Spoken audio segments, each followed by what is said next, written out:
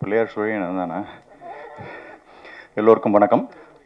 இந்த மாதிரி ஒரு நல்ல படத்தை தயாரிக்கிறதுக்கு முன் வந்ததுக்காக தயாரிப்பாளருக்கு எனது மனமார்ந்த பாராட்டுக்கள். இந்த படத்துக்கு பிறகு என்னுடைய அன்பு நண்பர் Nandha Periyasamy sir most wanted director லிஸ்ட்டில் கண்டிப்பாக வருவார். ஒரு அழகான ஒரு சூட்சமத்தை பிடிச்சிட்டாரு அவர். இனிமேட்டு அவர் தொட்டதெல்லாம் ஹிட்டு தான். ஸோ அற்புதமான ஒரு படத்தை எடுத்து கதையை யோசித்ததுக்காகவே அவருக்கு என் பாராட்டுகள்.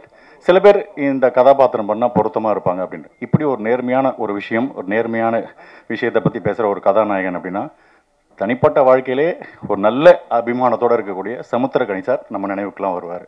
ஸோ அவர் இந்த படத்துக்கு மிக பொருத்தமான ஒரு தேர்வாக நீங்கள் பார்க்கும்போது உணர்வீங்க. அடுத்து பாரதிராஜா சார். பாரதிராஜா சார் வந்து ஆக்சுவலாக சிவாஜி சாரோட பேசிட்டு இருக்கும்போது ஏதோ சொல்லுவாங்களாம், நானும் ஆக்சுவலாக நடிக்கிறதுக்கு தான் சார் வந்திருந்தேன் அப்படின்ற சொன்னப்போ சிவாஜி சார்கிட்ட, ஏண்டா உங்கள் ஊரில் கண்ணாடியே கிடையாதா அப்படின்னு கேட்டதாக சொல்லுவாங்க. பட் ஆனால் இப்போ சிவாஜி சார் இருந்திருந்தாருன்னா பாரதிராஜா சாரோட நடிப்பை பார்த்து சீரியஸாகவே உச்சி முகர் இன்னும் போகாமல் கூட பட்டிருக்கலாம். அவர் அந்தளவுக்கு அருமையான ஒரு பர்ஃபார்மன்ஸாக இருக்குது. மற்ற அனைத்து தொழில்நுட்ப கலைஞர்களும் அற்புதமாக பண்ணியிருக்காங்க. விஷால் சந்திரசேகர் சார் ஒரு பெரிய தரமான படத்துக்கு போடக்கூடிய ஒரு அற்புதமான ஒரு இசையை இதில் வழங்கியிருக்காரு. ரொம்ப அனைவரும் சிறப்பாக இருக்குது அப்படிங்கிறத நீங்கள் உணர்வீங்க. சில படங்கள் நமக்கு வெற்றியை தரும், சில படங்கள் சந்தோஷத்தை தரும், சில படங்கள் பணத்தை தரும், சில படங்கள் நட்பை தரும். இந்த படம் எனக்கு நிச்சயம் ஒரு பெருமையை தரும். இப்படிப்பட்ட ஒரு படத்தில் நான் நடிச்சிருக்கேன் அப்படிங்கிறது சின்னதாக இருந்தாலும் ரொம்ப மகிழ்ச்சியாக இருக்கேன். இந்த படத்தை பாராட்டுறதுக்காக எங்கள் குழுவை பாராட்டுறதுக்கு வந்த அத்தனை உயர்ந்த உள்ளங்களுக்கும் என்னுடைய நன்றிகள். மீடியாக்கள் இதை நல்லபடியாக மக்கள்கிட்ட கொண்டு போய் சேருங்க. மீடியாவும் மக்களும் இந்த ஒரு நல்ல தரமான படத்தை சிறப்பாக ஒரு இடத்தில் வைப்பார்கள் என்று நம்புகிறேன். நன்றி, வணக்கம். எல்லோருக்கும் வணக்கம். உண்மையிலேயே இந்த தருணத்தில் இந்த மேடையில் நிற்கிறத நான் வந்து ரொம்ப பெருமையாக நினைக்கிறேன். இந்த படத்தினுடைய அந்த பொம்மக்கா பாடல் நான் எழுதின பாடல். உண்மையிலேயே இந்த படத்தில் பணியாற்றியது நந்தா பெரியசாமி சாரோட நான் பணியாற்றியதுங்கிறது வந்து ரொம்ப பெருமையாக நினைக்கிறேன். ஏன்னா படமாக இது அப்படி ஒரு அற்புதமான ஒரு படம். இன்றைய மனிதர்களுக்கு தேவைப்படக்கூடிய ஒரு மெசேஜ் இருக்குது. மெசேஜ்னு ஒன்று நீங்கள் யாரும் இதாக வேண்டியதில்லை. ரொம்ப பிரமாதமான திரைக்கதைக்குள்ள ஒரு இன்றைய மனிதர்களுக்கு இன்றைய வாழ்க்கைக்கு தேவையான ஒரு செய்தி நமக்கு சொல்லக்கூடிய ஒரு படம், அழுத்தம் திருத்தமாக சொல்லக்கூடிய ஒரு படம். மிக நிச்சயமாக இந்த படம் வெளிவந்த பிறகு நந்தா பெரியசாமி அவர்கள் ஒரு மோஸ்ட் வாண்டடான டைரக்டர்ஸில் ஒருத்தராக இருப்பாருங்கிறது வந்து நான் உறுதியாக நம்புகிறேன். ரொம்ப அழகான ஒரு தருணத்தில் ஒரு பாட்டு வேணும் அப்படின்னு அவர் என்கிட்ட சொன்னார். அப்புறம் நானும் இசையமைப்பாளர் விஷால் அவர்களும் இயக்குனரும் பேசிகிட்டு இருக்கிறப்போ ஒரு கேட்சியாக ஒரு வேர்டு ஒன்று வச்சுக்கலாம் அப்படிங்கிறப்போ அந்த பொம்மக்கா அப்படிங்கிற அந்த வார்த்தை, அதை ஒரு ஹூக்காக வச்சுட்டு கைவீசம்மா கைவீசுங்கிற அந்த ஒரு ரொம்ப பழைய ஒரு கிளாசிக்கலான ஒரு ரெஃபரன்ஸுக்கு எடுத்து கொண்டு வந்துட்டு ஒன்று பண்ணலாம் அப்படின்ட்டு ரொம்ப பண்ணோம். திட்டமிட்ட மாதிரியே அந்த பாடல் வந்து குழந்தைகளுக்கு மிகவும் பிடித்த, எல்லோராலும் ரசிக்கப்படக்கூடிய ஒரு பாடலாக அமைஞ்சிருக்கு. நிச்சயமாக நீங்கள் எல்லோரும் தியேட்டருக்கு போய் இந்த படத்தை பாருங்கள். தமிழ் சமூகத்துக்கு மிக அத்தியாவசியமான படம். குடிநீரை போல் காற்றை போல் இந்த சமூகத்துக்கு அவசியம் என்று தேவைப்படக்கூடிய படங்களில் ஒன்றாக இந்த படம் இருக்குங்கிறத நான் மிக உறுதியாக கருதுகிறேன். இந்த வாய்ப்பை எனக்கு ஏற்படுத்தி கொடுத்த இயக்குனர் நந்தா பெரியசாமி அவர்களுக்கும் இசையமைப்பாளர் விஷால் அவர்களுக்கும் இந்த பாடலை மிக சிறப்பாக பாடிய திப்பு அவர்களுக்கும் என்னுடைய நன்றியையும் அன்பையும் தெரிவித்துக் கொண்டு உங்களிடமிருந்து விடைபெறுகிறேன். நன்றி, வணக்கம். அனைவருக்கும் வணக்கம். இந்த படத்தை பார்த்து பாராட்டின அத்தனை நல்ல உள்ளங்களுக்கும் என் அன்பார்ந்த வணக்கத்தையும் நன்றியும் தெரிவித்துக் கொள்கிறேன்.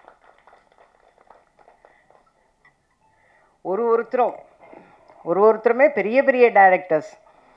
அவங்க வாயிலிருந்து வெறும் வார்த்தைகளாக வராமல் மனசுலேருந்து அடி மனசுலேருந்து வந்த வார்த்தைகள் அத்தனையும், அந்த வார்த்தைகளே வந்து நம்மளை படம் பார்த்து வச்ச ஒரு எஃபெக்ட் கொடுத்துருச்சு. எல்லாருக்கும் என்னுடைய நன்றியை தெரிவிச்சுக்கிறேன் சார். இந்த கதையை வந்து எங்கள் டைரக்டர் வந்து சொல்லும் போது ஒரு 2.5 மணி நேரம் சொன்னார். சொல்லி நான் ஜென்ரலாக என்னோட கேரக்டர்லாம் எப்படி சொல்லுவாங்க, ஃபோன்லேயே சொல்லிவிடுவாங்க, அவ்வளோதான். யாருக்கு அம்மா, யாருக்கு பாட்டி, நல்ல பாட்டியா கெட்ட பாட்டியா, இவ்வளோதான். ரிச்சா புவரா, மிடில் கிளாஸா, இவ்வளோதான் எனக்கு கதையே சொல்கிறது. இதுவே கதை சொல்கிறதே பெரிய விஷயமாச்சே. அதனால் இவ்வளோ தான் கேட்போம். ஆனால் இவர் மட்டும் இல்லை, நான் வந்து வீட்டுக்கு வந்து உங்களுக்கு கதை சொல்லணுன்னார். அவ்வளோ பெரிய கதை கேட்கணுமா நம்ம? சரி சரின்னு வர சொன்னேன். வரும்போதே பிரசாத்தோடு வந்தார். பாமன் சாமிகள் கோயிலுக்கு போயிட்டு பிரசாத்தோட வந்து ஆரம்பித்து சொன்னாருங்க. நான் அழுவுறேன் தேம்பி. ஏன் சார் இவ்வளோ நேர்மையாக இருக்கணும்?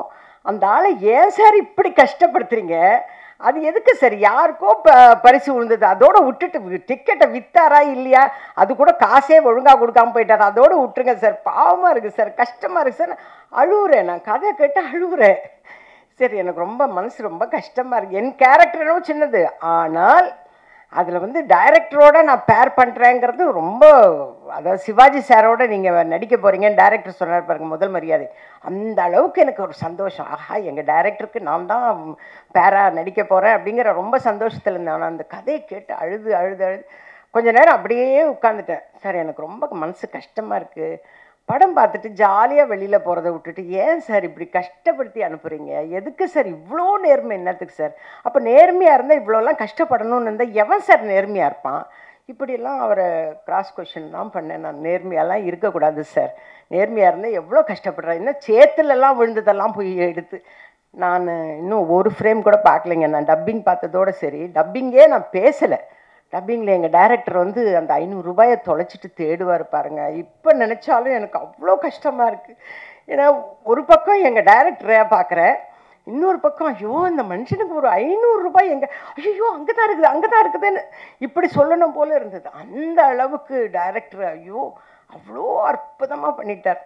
எனக்கு சமுத்திரக்கனி சார் பார்த்தாவே பொறாமையாக இருக்கும். நான் ஃபஸ்ட்டு டேலேருந்து சொல்லியிருக்கேன், அது எப்படி சார் அங்கே ஹைதராபாடுக்கு போனால் வில்லனாக வந்து அசத்துறீங்க, இங்கே வந்தால் இந்த மாதிரி சாஃப்ட் கேரக்டர் வேணுன்னு உங்களுக்குன்னே எழுதுன மாதிரி இருக்குது சார் இந்த கதை அப்படின்னு ரொம்ப பொறாமப்பட்டேன் நான். கதையை சொல்லிடாதீங்க ஏங்க, இத்தனை பேர் பேசும்போதே சொல்லிட்டாங்க நேர்மை நேர்மை நேர்மைன்னு. அப்புறம் நான் எங்கேருந்து கதை சொல்கிறது? நான் கதை சொன்னேன்னு திரும்ப அழுவேன். இப்போவே எங்கள் டைரக்டர் 500 ரூபாயை தொலைச்சிட்டு தேடினாருன்னொன்னே எனக்கு மனசு கஷ்டமாக இருக்குதுன்னு சொல்கிறேன். அது நான் கதை சொல்லிவிடுவேன். நான் படமே பார்க்கலையே, ஆனால் டப்பிங்கில் பார்த்து நான் டப்பிங்கே பேசலை சார். நான் கிளம்புறேன் சார். செந்தில் சார் வேறு வந்து நின்றுட்டார், ஏன்னா அவர் கோ ப்ரொடியூசர் ஆச்சு, வந்து நின்றுட்டார். டப்பிங் பேசாமல் இந்த பொம்பளை எங்கே வெளியில் போச்சு சார், எனக்கு எப்படின்னு எனக்கு செஸ்ட் பெயின் வருது சார், 10 லட்ச ரூபாய் செலவு பண்ணி ஆர்ட் ஆப்ரேஷன் பண்ணேன், இந்த படத்தை பார்த்தா திருப்பி எனக்கு இன்னொரு ஆப்ரேஷன் நடக்கணும் போல இருக்குது, அந்தளவுக்கு ரொம்ப கஷ்டமாக இருக்குது சார், என்னால் டப்பிங் பேசவே. நான் பேசுனதே 2 டைலாக் தான், அதுவே என்னால் பேச முடியல. இவங்களோட ஆக்டிங்கை பார்த்துன்னு இருக்கேன். சார் அந்த சாங்கை போடுங்க சார், அந்த சீன் போடுங்க சார், சீன் போடுங்க சார். வேணாம் நீங்கள் டப்பிங் பேசுறீங்க. இந்த அளவுக்கு அவ்வளோ பாதிப்புமா இந்த படம், அந்த அளவுக்கு என்னை பாதிச்சது இந்த படம். அவர் எங்கள் டைரக்டர் காசு இல்லாமல் இது எல்லாமே எங்கள் நந்தா சார் வந்து கதை சொல்லும் போதே சொல்லிட்டார். ஐயா வந்து அப்படியே ஏறி வருவார், ஏறி வந்து உட்காருவார், நீங்கள் சமையல் பண்ணுறீங்க, இதெல்லாம் என்கிட்ட என்ன கதையில் சொன்னாரோ அது அத்தனையும் அவர் எடுத்தாருங்க. அப்படியே ஃப்ரேம் டு ஃப்ரேம் அப்படியே எடுத்தார். நீங்கள் வந்து பாத்திரம் தேய்க்கிறீங்கன்னாரு சார், இந்த வேலையெல்லாம் பிடிக்கலன்னா நான் நடிக்கவே வந்தேன், திருப்பி பாத்திரம் தேய்க்கிறதுக்கு அனுப்புறீங்களா சார்லாம் கேட்டேன் நான். அதே மாதிரி உட்கார வச்சு பாத்திரமெல்லாம் தேய்க்க வச்சு, அந்த பொண்ணு வந்து சூசைட் பண்ணிக்க, எல்லாமே என்கிட்ட கதையில் என்ன சொன்னாரோ அத்தனையும் இருந்தது, அத்தனையும் இருந்ததுங்க. இன்னும் 2 சீன் நான் ஆக்ட் பண்ணது 2 சீன் தான், அவ்வளோ இருந்தது. அப்புறம் கிளைமேக்ஸில் வந்து அதே மாதிரி அந்த அவங்க ஒய்ஃப் சீன் சொல்லி என்னையா எதையுமே சொல்ல வேணான்றீங்க, அப்புறம் என்னைக்கு எது பேச சொன்னீங்க? நான் சார் நான் படமே பார்க்கல சார், எப்படி சார் நான் சொல்லுவேன்? நான் அவர் கதை சொன்னதை வச்சு நான் கதை சொல்கிறேன் சார். நான்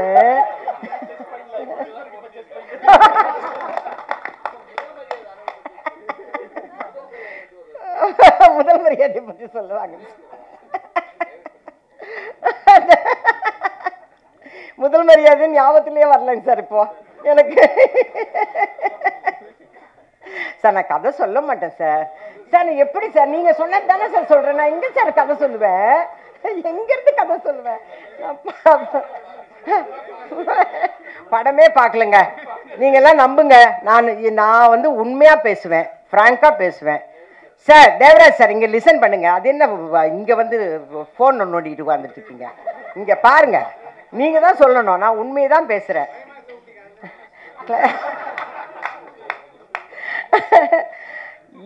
இந்த பாப்பாவோட கேரக்டர் வந்து ரொம்ப நல்லா இருக்கும். யதார்த்தமா எல்லா வீட்டு பொம்பளைங்களும் என்ன பண்ணுவாங்களோ அதை தான் அந்த பாப்பா பண்ணியிருக்கு. ரொம்ப நல்லா பண்ணியிருக்கு. ஏன்னா இதெல்லாம் டப்பிங்கில் பிட்டு பிட்டாக பார்த்தது, அதை பார்த்தே நான் சொல்கிறேன். நான் அவ்வளோ நல்லா பண்ணியிருக்கு. அதே மாதிரி இவங்களுக்கு தம்பியா ஒருத்தர் வருவார், அவர் பண்ணுறதும் அட்டழியமாக இருக்கும். நீங்கள் பண்ணுறதா இதெல்லாமே உங்கள் டைரக்டர் தாங்க கதை சொன்னார். அந்த மச்சான் கேரக்டர் என்ன பண்ண தெரியுங்களா அப்படின்னு இதெல்லாம் சொல்லிட்டார். நான் என்ன சார் சொல்லலை சார், நான் கதையெல்லாம் சொல்லலை. ஸோ சரிங்க, நான் கதை சொல்லுங்க.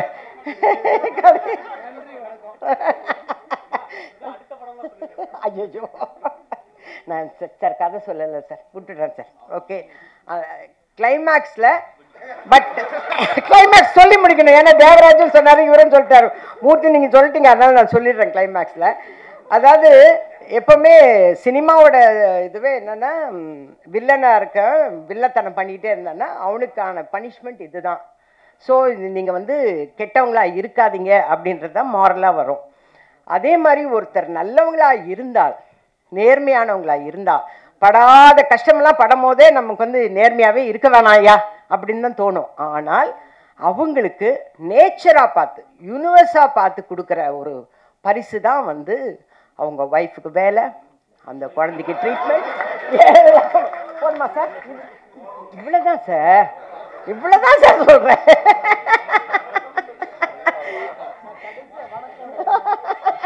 வணக்கமே கிடையாது. ரெயின் எஃபெக்டோட ரொம்ப சந்தோஷமா முடிக்கிறோம். ஓகேவா சார்? ரெயின் எஃபெக்டோட இதுலயே ட்ரெய்லர்லே போட்டு காட்டினாங்க சார். நீங்க வெளியில வரும்போது ரெயின் எஃபெக்ட் வருதுன்னு. ஏங்க பிரபஞ்சம் ஆசீர்வாதம் பண்றதுன்னா என்னங்க சொல்லுவோம்? என்ன சொல்லுவோம்? செழுமையா இருக்குன்னா என்ன சொல்லுவோம்? அதுதானேங்க, அதுதான் அவர் ஃபினிஷ் பண்ணியிருக்கார். நான் இப்போ அவர் சோகமா ஃபினிஷ் பண்ணாருன்னு சொன்னா உங்களுக்கு எல்லாம் சோகமா இருக்காதா? இல்ல அதெல்லாம் சொல்லல சார், எதுவுமே சொல்லல சார். நேர்மையான படங்க, நீங்க எல்லாரும் நேர்மையா வந்து பாருங்க.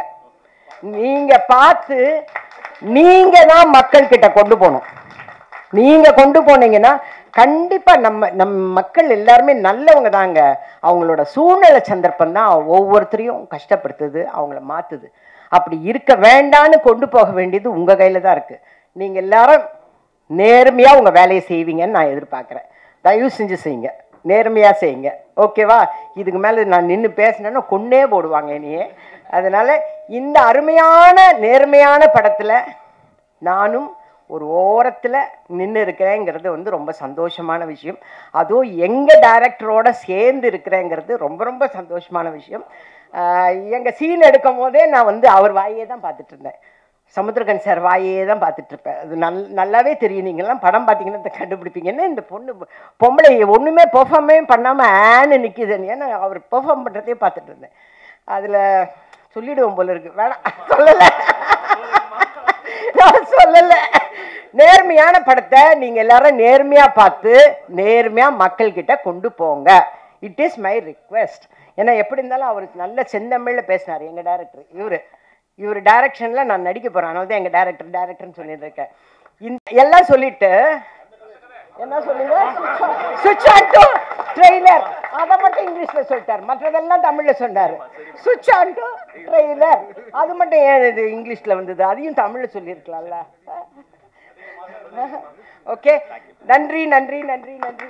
ஓரளவுக்கு நான் கதையை சொல்லி முடிச்சிட்டேன். அதனால நேர்மையான படம் தயவு செஞ்சு நேர்மையா பாருங்க. இல்ல, எனக்கு அந்த மீம் தான் ஞாபகம் வருது. முடிச்சு விட்டீங்க போங்க. அம்மையாருக்கு பிறகு சொர்க்கோ கருணாநிதி நிற்கின்றேன். வணக்கம். கதையை முழுதும் சொன்ன அம்மாவே உங்களை வணங்கி பேசும்போதே அண்ணன் 2 நிமிஷம்னு சொன்னார் ஒருத்தர். அவருக்கு ஒரு மகிழ்ச்சியான செய்தி ஒரே ஒரு நிமிடத்தில் முடித்துக் கொள்கிறேன். நன்றி, வணக்கம். அப்படியெல்லாம் போயிட மாட்டோம். ஏன்னா பாட்டு எழுதியிருக்கேன். எனக்கு 2021 ஒரு பாட்டு வரும், 2022 இன்னொரு பாட்டு வரும், 2024 ஒரே ஒரு பாட்டு கொடுத்துருக்காரு.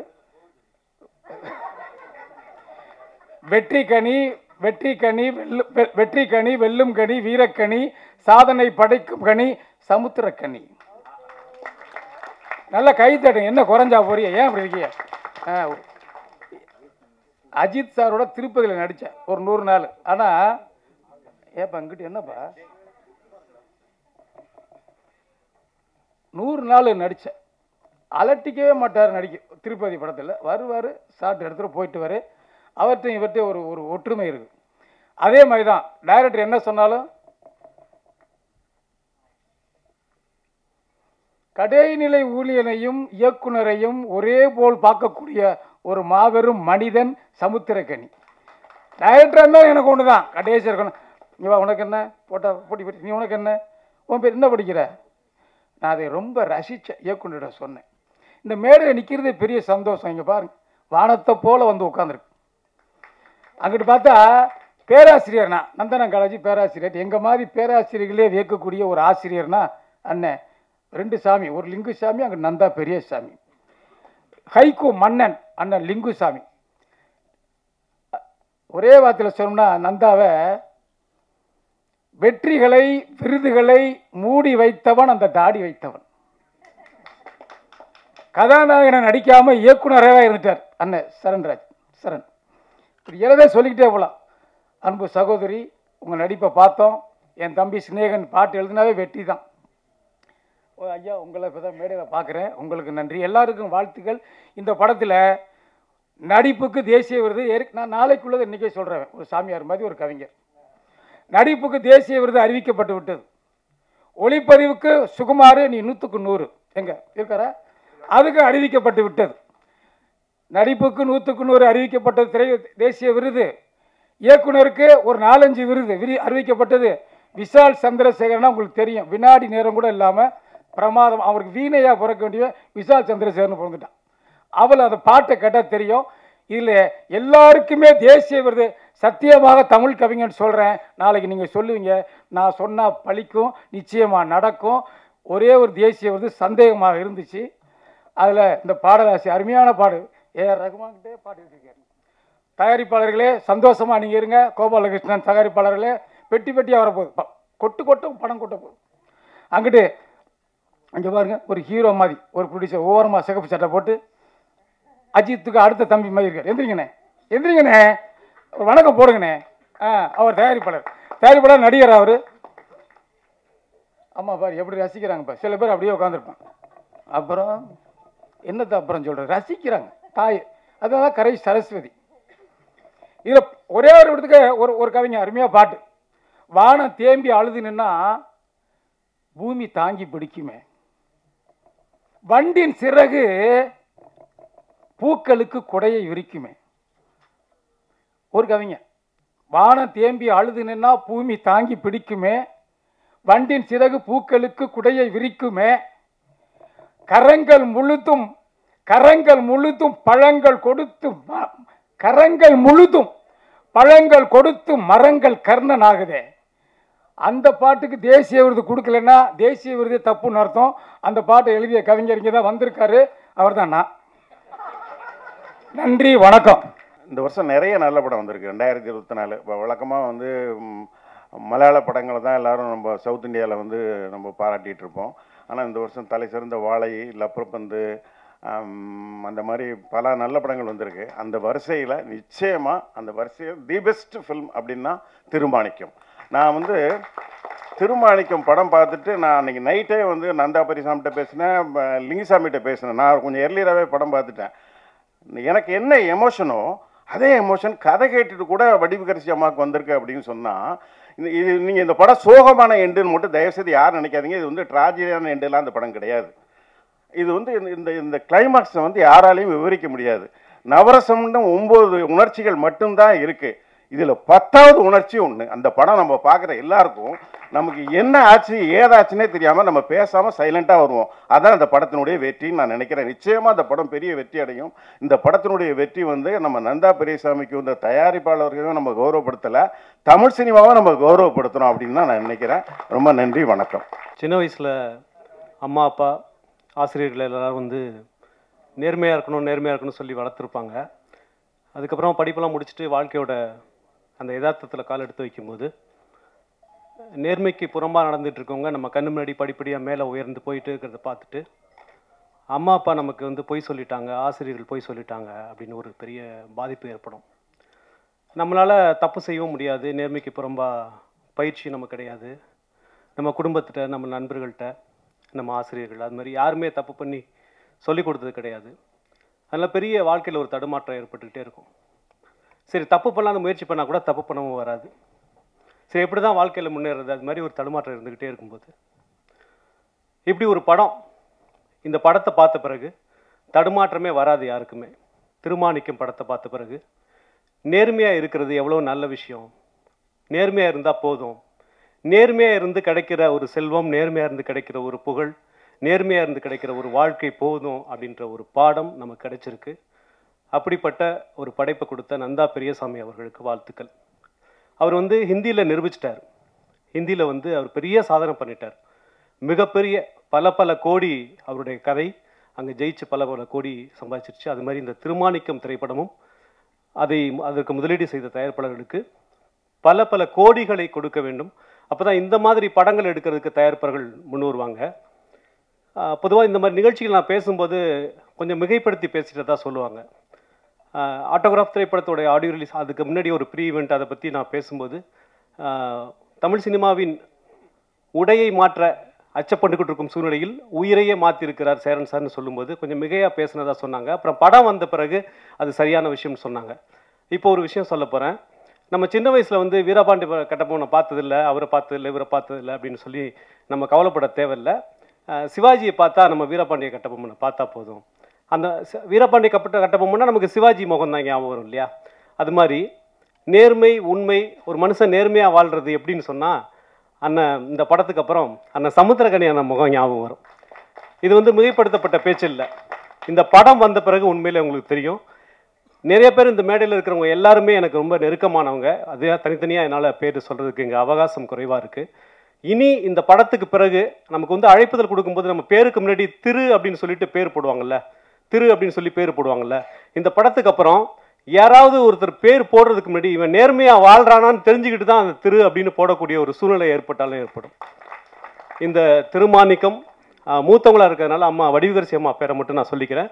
அம்மா வந்து கதை சொல்லிட்டாங்க, கதை சொல்லிடுவாங்க, எங்கே சொல்லிடுவாங்களோ அப்படின்ற மாதிரி இங்கே குழுவுக்கும் படம் பார்த்த எங்களுக்கு எல்லாருக்குமே வந்து ஒரு பதட்டமாக இருந்தது. ஆனால் வந்து நிச்சயமாக சொல்கிறேன், படம் பார்க்காத யாருக்குமே ஒரு விஷயம் கூட புரியாது அம்மா சொன்னது. ஏன்னா அவங்க வந்து க்ளூ கொடுக்குற மாதிரி இருந்ததே தவிர நிச்சயமாக வந்து இந்த படம் பார்க்கும்போது ஏற்படுற எக்ஸ்பீரியன்ஸ் வந்து ஒரு எக்ஸ்ட்ரீம் ஸ்டேஜ். இந்த படம் பார்த்துட்டு எல்லாருமே வந்து வாழ்க்கையில் இனி வந்து நம்ம நேர்மையாக தான் இருக்கணும் அப்படின்னு சொல்லி நீங்கள் ஒரு சத்திய பிரமாணம் எடுக்கிற அளவுக்கு இந்த படம் நிச்சயமாக இருக்கும். நேர்மையோட டேஸ்ட் என்ன அப்படின்றது வந்து திருமாணிக்கம் கொடுக்கும். மீண்டும் மீண்டும் இந்த படம் வந்து மிகப்பெரிய கோடிகளை வசூல் செய்யணும்னா மக்களை நீங்கள் பிறகு பார்த்துக்கலாம், ஓடிடியில் பார்த்துக்கலாம், அதுக்கப்புறம் பார்த்துக்கலாம் அப்படின்னு மாதிரி இல்லாமல் 27ஆம் தேதி தமிழ்நாட்டில் குடும்பமாக குழந்தைகளோடு ஒரு திருவிழா மாதிரி தமிழ்நாட்டை மாற்றணும். அதுக்கு திருமாணிக்கம் தயாராக இருக்கு, நீங்களும் தயாராக இருக்கணும். வாழ்த்துக்கள், நன்றி. எல்லாருக்கும் வணக்கம். இந்த படம் தயாரிக்கிறதுக்கு முன்னாடி கிட்டத்தட்ட நானும் ரவி சாரும் ஒரு 20 கதைகள் கேட்டிருப்போம். நந்தா பெரியசாமி கிட்ட ஒரு ஹீரோயினுக்கு கதை இருக்கான்னு கேட்டேன். அண்ணே எங்கண்ணே இருக்கீங்க? ஹைதராபாத்தில் இருக்கேன். சரி நாளைக்கு வாங்கண்ணே சொல்கிறேன் அப்படின்னா. அப்படி சுகுமார் சார் வந்தார் கூட. வேற ஒரு கதை இருக்குண்ணே அப்படின்னாரு. கதை சொன்ன உடனே ஒரு மணி நேரம் தான் அழுதுட்டேன். ரவி சாருக்கு ஃபோன் பண்ணேன். அவர் அடுத்த நாள் காலையில் வந்தார். வந்த உடனே இம்மிடியட்டாக ஒரு 1 டேயில் ஃபுல்லாகவே அசம்பிள் பண்ணிட்டு வந்த படத்தை. இந்த கதை கேட்டிங்கனாக்கா நேர்மை எல்லாருமே சொல்லிட்டாங்க. இல்லை, இந்த படத்தை பார்த்துட்டு எல்லாரும் நேர்மையாக வாழணுன்ற ஒரு கான்செப்ட் இதுக்குள்ளே இருக்குது. படத்தை பாருங்கள். Thank you so much. எல்லோருக்கும் வணக்கம். இந்த படம் ரொம்ப மனசுக்கு நெருக்கமான படம் என்பதை அந்த நிகழ்வு தொடங்கிறதுக்கு முன்னாடி காணொலியில் நீங்கள் பார்த்துருப்பீங்க. நிறைய சாதனையாளர்கள், நிறைய திறனாளர்கள் பேசின விதம், அந்த மாதிரி இந்த கதை வந்து அவங்களுக்கு மட்டும் இல்லை, பார்க்க போகிற உங்களுக்கும் பார்த்த எனக்கும் கூட ரொம்ப நெஞ்சுக்கு நெருக்கமான ஒரு படம். இயக்குனர் நந்தா பெரியசாமியை பற்றி நிறைய பேர் நிறைய சொல்லலாம். ஆனால் அவருடைய எல்லா கதைகளும் கருவில் வந்து உயிர் பெறும்போதே எனக்கு அறிமுகமாயிடும். ஒரு வரி இருக்கும் அப்போ சொல்லுவார், அது 10 வரியாக இருக்கும்போது சொல்லுவார், அப்புறம் அது தவழ்ந்து அப்படி நடக்க போகும்போது சொல்லுவார், அப்புறம் அது வந்து கொஞ்சம் மெச்சூர்டான போது சொல்லுவார், பூப்பு பெய்தியது பிறகு மன வாழ்க்கைக்கு தரீன்னு அதையும் சொல்லுவார். அப்போ பார்த்தீங்கன்னா ஸ்டெப் பை ஸ்டெப்பாக ஒரு கதையை சொல்லிகிட்டே இருப்பாரா, எல்லாத்தையுமே ரொம்ப ரசிக்கிறபடி. அவருக்கு நேர காலமாக தெரியாது, எனக்கு ஃபோன் பண்ணுறதுக்கு மட்டும் நைட்டு 12 மணி 3 மணி 4 மணி விடிய காலம் 5 மணி எல்லாத்துக்கும் ஃபோன் அடிப்பார். ஆனால் ஒரு சீன் உடனே நம்ம சொல்லுங்கள் அசராமல் கேட்கலாம். ஆனால் சொல்லும்போது ஒவ்வொரு முறையும் அப்படியே தத்ரூபமாக வந்து ஒரு காட்சியை கொண்டாந்து வெளிப்படுத்தி நம்ம மனக்கண்ணில் ஓட வச்சுக்கிட்டே இருப்பார். அப்படி எத்தனையோ கதைகள் கேட்ட நான் திருமாணிக்கத்தை மட்டும் அவர் சொல்லும் போதெல்லாம் ஏதோ கேட்ட அந்த ஒரு கணத்துல இருந்தே ஒரு இதயம் வரும் கணக்க ஆரம்பிச்சிச்சு. அப்போ இதை சரியாக பண்ணணும் அப்படின்ட்டு அவர் பட்ட பாடுங்கிறது எனக்கு மட்டும் தெரியும்னு நினைக்கிறேன். காரணம் என்னதான் நடிகர்களிடம் டெக்னீஷியன்ட்டையும் அவர் நிறைய சொல்லியிருந்தாலும் சின்ன சின்ன விஷயம் நிறைய விஷயங்களை அவர் மாற்றி ஒரு வார்த்தை மாத்திரம் அதை மறுபடியும் சொல்லி இந்த கதையை செதுக்கிறதுக்காண்டி அவர் எடுத்துக்கொண்ட அந்த களம் என்பது ரொம்ப கடுமையான ரொம்ப நெருக்கடியான ஒரு காலகட்டத்தில் கூட அதை சரியாக கொண்டு வரணும்னு அவர் பட்ட பாடு. அதை பற்றி எல்லாரும் சொல்லியிருந்தாங்க. அந்த எனக்கு 2 விஷயத்த வந்து நான் சொல்ல வேண்டும்னு நினச்சிருந்தது சொல்லியிருந்தாங்க. ஐயா இறை அன்பும் சொல்லியிருந்தார், என்னுடைய அன்பு இயக்குனர் அமீரும் சொல்லியிருந்தாங்க. ஏன்னா எல்லாருமே வாழ்க்கைனா நேர்மையாக தானே வாழணும், ஆனால் அந்த நேர்மையை கொண்டாடுற ஒரு காலகட்டத்துக்கு நம்ம தள்ளப்பட்டதே பெரிய சோதனையான ஒரு காலகட்டம் இல்லை. மனிதனா உண்மையை தான் பேசணும், நேர்மையாக தான் இருக்கணும், அன்பாக தான் இருக்கணும், உதவி செய்யணும், கருணை இருக்கணும், அறம் இருக்கணும், இதுதானே வாழ்க்கை. ஆனால் அதை வந்து இன்னைக்கு கொண்டாந்து முன்னிறுத்தி அதை ஒரு விழாவாக காட்டி அதை திரைப்படமாக எடுத்து அதை கொண்டாடுகிற ஒரு சமூகமாக இருந்தால் ஏதோ ஒரு புதிய விஷயத்தை கண்டுபிடித்தது மாதிரி தொலைந்து போன ஒரு விஷயத்தை மறுபடியும் கொண்டு வந்து இந்த சமூகத்துக்கு முன்பு நிறுத்தி இதை கொண்டாட வேண்டுங்கிற ஒரு நிலை சந்தோஷமான நிலை இல்லை, அவலமான நிலை.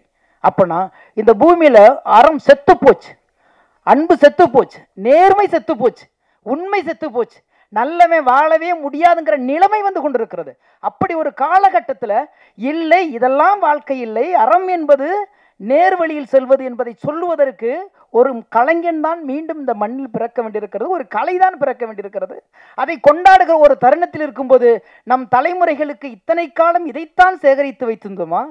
இன்னைக்கு அடுத்த தலைமுறைகள்கிட்ட போய் அதை கொண்டு ஒப்படைக்கிற ஒரு சூழலுக்கு நம்ம இருக்கணும்னா இதை அவரவர் பொறுப்போடும் மிகப்பெரிய அந்த கூனி குறுகி இதை ஏன் இவ்வளோ காலம் செய்யாமல் போயிட்டோம் அப்படிங்கிற ஒரு காலகட்டத்தில் தான் இந்த படத்தை இந்த குழு உங்கள் முன்பு கொண்டாந்து வைக்கிறது. எனவே தான் இப்போ சொல்கிறோம், நிஜமாகவே எல்லாருக்குள்ளேயும் இந்த மாணிக்கம் எங்கேயோ ஒரு இடத்துல எட்டி பார்த்துருப்பான், நாம் தான் தலையில் தட்டி அவனை சாகடிச்சிருப்போம். எங்கேயோ ஒரு இடத்துல இந்த மாணிக்கம் தென்பட்டிருப்பான், அவனை அலட்சியப்படுத்தி தூரமாக உதச்சி தள்ளிட்டு வந்திருப்போம். ஆனால் இது பார்த்ததுக்கு பிறகு ஆமாம் இல்லை, இந்த மாதிரி ஒரு இடத்துல நம்ம தப்பு செஞ்சுட்டோம்ல, சுயம் முளைச்சிக்கிடுச்சுல்ல, பொதுநலங்கிறது என்னன்னு தெரியாதுல்ல நமக்கு, இது அடுத்தவனது இல்லை, இது நம்மளது இல்லைல்ல, ஏன் அந்த நேரத்தில் நினைக்கல இல்லை அப்படின்னு இந்த படம் நிச்சயமாக திரையரங்கை விட்டு வெளியே வரும் பொழுது உங்களை ஒரு கணம் சிந்திக்க வைக்கும். அதுதான் இந்த படத்தின் வெற்றி. அதை வெற்றி பெற செய்யுங்கள். வாழ்த்துக்கள். நன்றி. இந்த திருமாணிக்கம் நிகழ்விற்கு வருகை புரிந்திருக்கின்ற அத்துணை அன்பு நெஞ்சங்களுக்கும் என்னுடைய மனமார்ந்த நன்றிகளும் வாழ்த்துக்களும். நானும் நந்தாவும் நண்பன், அவ்வளோதான் இந்த படத்துக்கு எனக்கும் உள்ள ஒரே ஒரு ஒற்றுமை. மற்றபடி அப்போ நான் இல்லையா அப்படின்னு நண்பர் சமுத்திரகனி அவர் கேட்டார். நீங்கள் எல்லாருக்குமே நண்பர் தான், உங்களை பிடிக்காதவங்க யாருமே இருக்க முடியாது.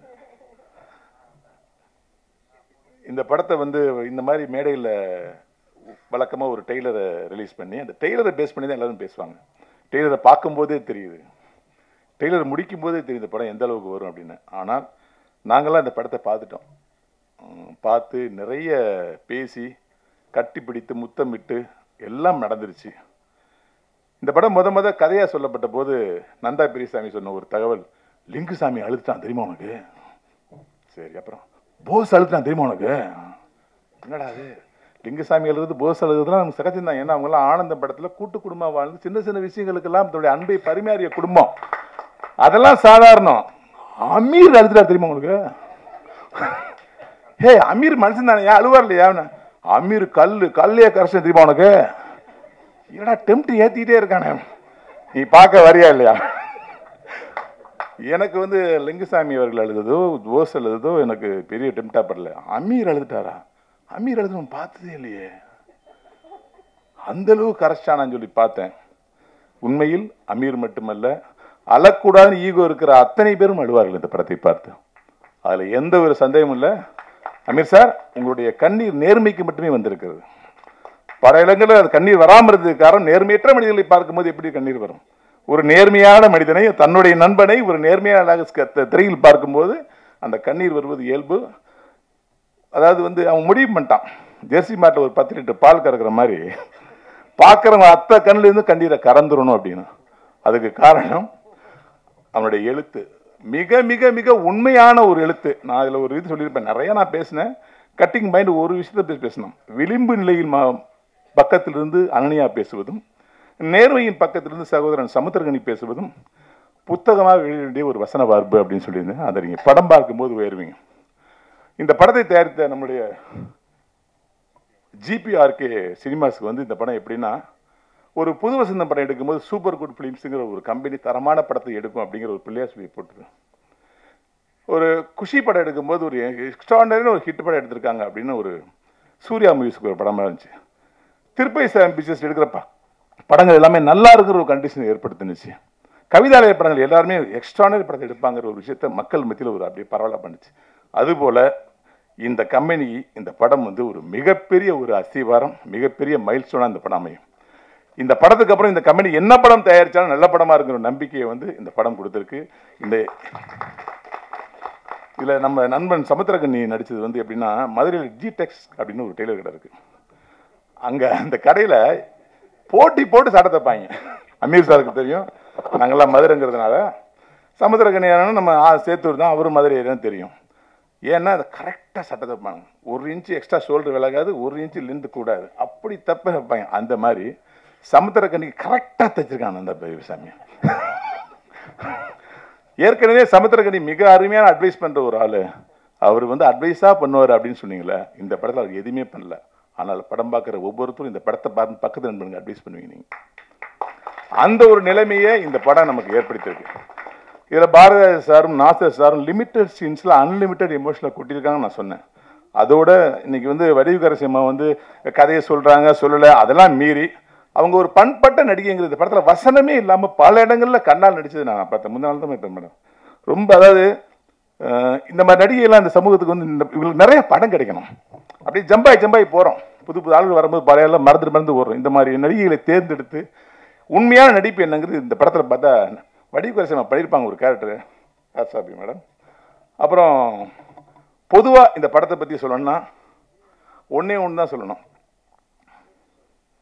நேர்மை தான் வெற்றியின் ரகசியம்னு கவிப்பேரரசு வைரமுத்து ஒரே வரியில் எழுதினதுக்கு 2 மணி நேரம் நேர்மையாக உழைத்திருக்க அத்தனை டீமுக்கும் என்னுடைய மனமார்ந்த நன்றியும் வாழ்த்துக்களையும் தெரிவிச்சுக்கிறேன்.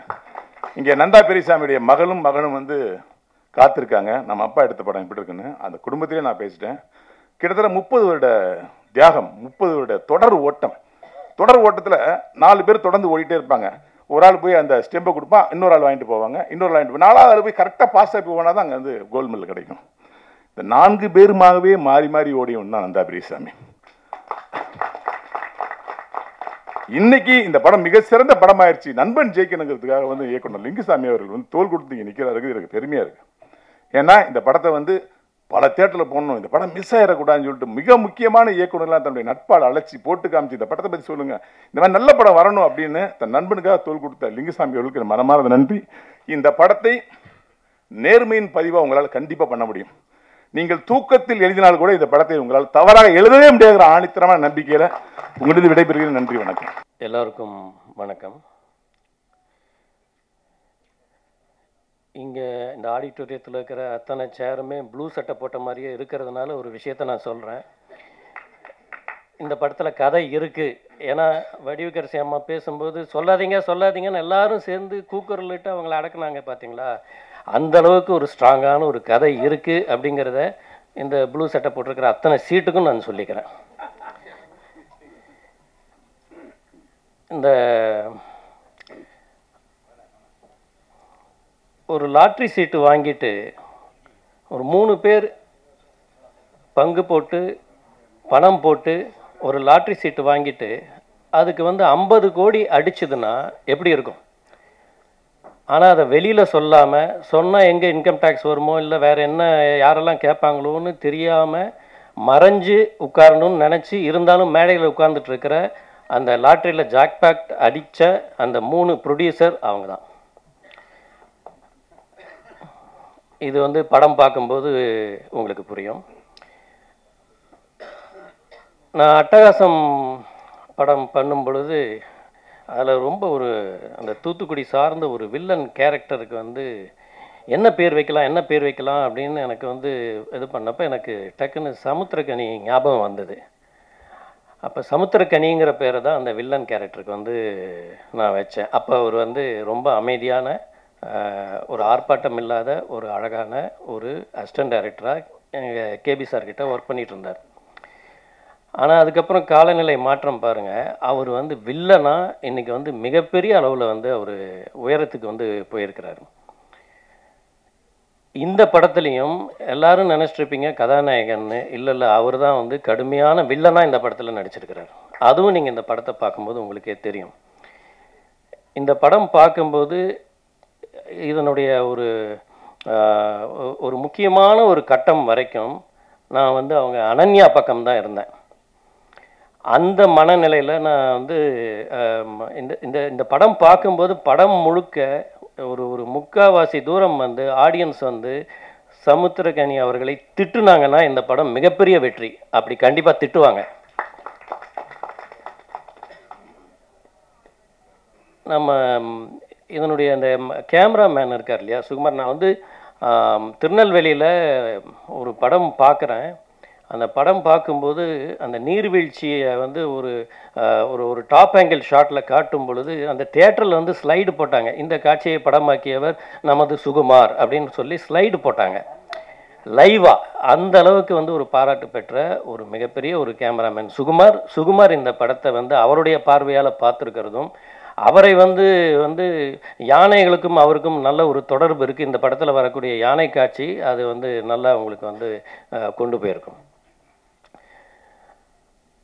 இந்த ஸ்கெட்சு போட்டு கொலை பண்ணுறவங்கள பார்த்துருப்பீங்க. ஆனால் ஸ்கெட்சு போட்டு கலை பண்ணுறது யார் அப்படின்னு சொன்னால் அது வந்து நம்ம நந்தா பெரியசாமி. ஏன்னா அவர் வந்து இந்த படத்தை அப்படி ஒரு ஸ்கெட்ச் போட்டிருக்கிறாரு. அவர் வந்து இந்த படத்து கதைக்காக மட்டும் ஸ்கெட்ச் போடல, இந்த படத்தை பேச வைக்கிறதுக்கு எப்படியெல்லாம் ஸ்கெட்ச் போடணும், யாரையெல்லாம் இதில் உள்ளே கொண்டு வரணும், எப்படியெல்லாம் அவங்கள மாட்டி விடணும் அப்படின்னு இவ்வளவு ரொம்ப நிறைய ஆராய்ச்சி பண்ணி இந்த படத்தை வந்து ஒரு மிகப்பெரிய ஒரு மேடை அமைச்சு இதை கொடுக்கறதுக்கு நான் வந்து லிங்குசாமி சார் வந்து இந்த படத்தை வந்து நான் சமீப காலத்தில் தான் நான் வந்து லிங்கு அவர்களோட வந்து நான் ரொம்ப நெருங்கி பழகிறேன். எல்லா படங்களையும் நாங்கள் சேர்ந்து பார்த்துருவோம். அவர் வந்து ஒரு படத்தை வந்து ரொம்ப ரசிக்கிறாரு அப்படின்னு சொன்னால் நம்ம தைரியமாக சொல்லலாம், கண்டிப்பாக அது ஒரு நல்ல படம் அப்படின்னு சொல்லி. இது வந்து அவங்க சொன்ன மாதிரி எல்லாரையும் கூப்பிட்டு காமிச்சிக்கிட்டே இருந்தார் இந்த படத்தை வந்து நம்ம ரிலீஸ் பண்ணுங்க அப்படின்னு சொல்லிட்டு, அதாவது மாஸ்டர் பீஸ் ரிலீஸ் அப்படின்னு சொல்லிட்டு இந்த ட்ரெய்லரில் நீங்கள் வந்து பார்த்துருப்பீங்க. இல்லை, இது ரிலீஸ் தி மாஸ்டர் பீஸ், அந்த மாதிரி தான் வந்து இந்த படத்தை வந்து உருவாக்கி இருக்கிறாங்க. அதே மாதிரி இந்த ட்ரெய்லரில் ஒன்று இருக்கும், நேர்மையான ஏக்கத்தோடும் ஒரு உண்மையான நோக்கத்தோடும் கூப்பிட்டா கடவுளே வருவார் அப்படிங்கும்போது பாரதி ராஜா சாருடைய காட்சி வந்துச்சு. அதில் அந்த கடவுள் மாதிரி நம்மளுடைய இயக்குனர் இமயம் வந்து இந்த படத்தில் வந்து வந்திருக்கிறாரு. விஷால் சந்திரசேகருடைய இசை, இந்த படத்தில் நடிச்சிருக்கக்கூடிய அத்தனை குட்டி குட்டி கதாபாத்திரங்கள் கூட நம்ம சாம்ஸ்லேருந்து எல்லாருமே வந்து அவங்களுடைய பாத்திரத்தை உணர்ந்து ரொம்ப அழகாக பண்ணியிருப்பாங்க.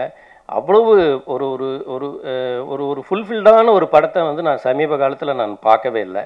அப்படிப்பட்ட ஒரு படம் இது வந்து நிச்சயமாக இது வந்து தமிழ்நாட்டு மக்களை மட்டும் இல்லை, இந்திய மக்களின் மனதை கூட தொடக்கூடிய ஒரு படமாக இது வந்து அமையும். திரு மாணிக்கம் வெற்றி மாணிக்கமாக உங்கள் முன் விரைவில் திரையில் வரும். நன்றி. வணக்கம். நான் வந்ததுலேருந்து கணி சார் கிட்ட சொல்லிட்டு இருக்கு சார், தமிழ் பேசுகிறது வந்து கொஞ்சம் தப்பு இருக்கும், எப்படி இருக்கும், அதெல்லாமே எனக்கு அதே ஒரு டென்ஷனில் தான் இருந்தது. பட் ரொம்ப ரொம்ப சந்தோஷம் இந்த படம் லைக் எனக்கு ஒர்க் பண்ண முடிஞ்சதிலும்.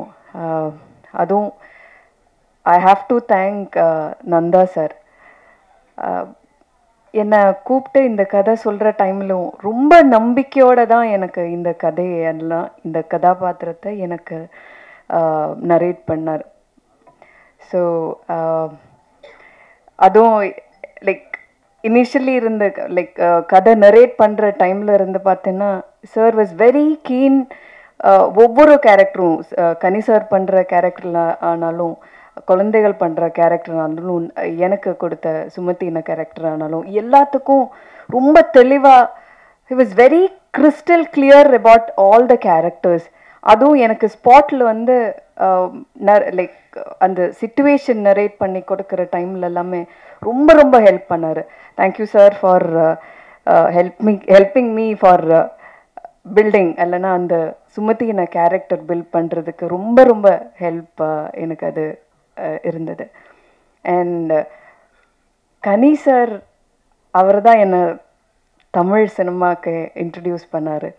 ஸோ 2 இதில் எனக்கு ஐ வாஸ் டென்ஷனில் இருந்தது. லைக் எப்படி கனி சார் கூட ஒர்க் பண்ணுற டைமில் தப்பு வருமோ, எக்ஸ்ப்ரெஷன் எப்படி, அதெல்லாமே பயங்கரமாக டென்ஷனில் இருந்தார். ஆனால் எப்படி நாடோடிகளில் ஒர்க் பண்ணாரோ இல்லைன்னா எனக்கு சொல்லி கொடுத்தாரோ அதே மாதிரி தான் எனக்கு இதிலும் சின்ன சின்ன விஷயங்கள், நீ அப்படி பாரு, இந்த மாதிரி டயலாக், சின்ன சின்ன விஷயங்கள் சொல்லி கொடுத்துட்டு இருந்தது. ஸோ நான் கடவுளுக்கு நன்றி சொல்கிறேன் ஃபார் கிவிங் மீ அ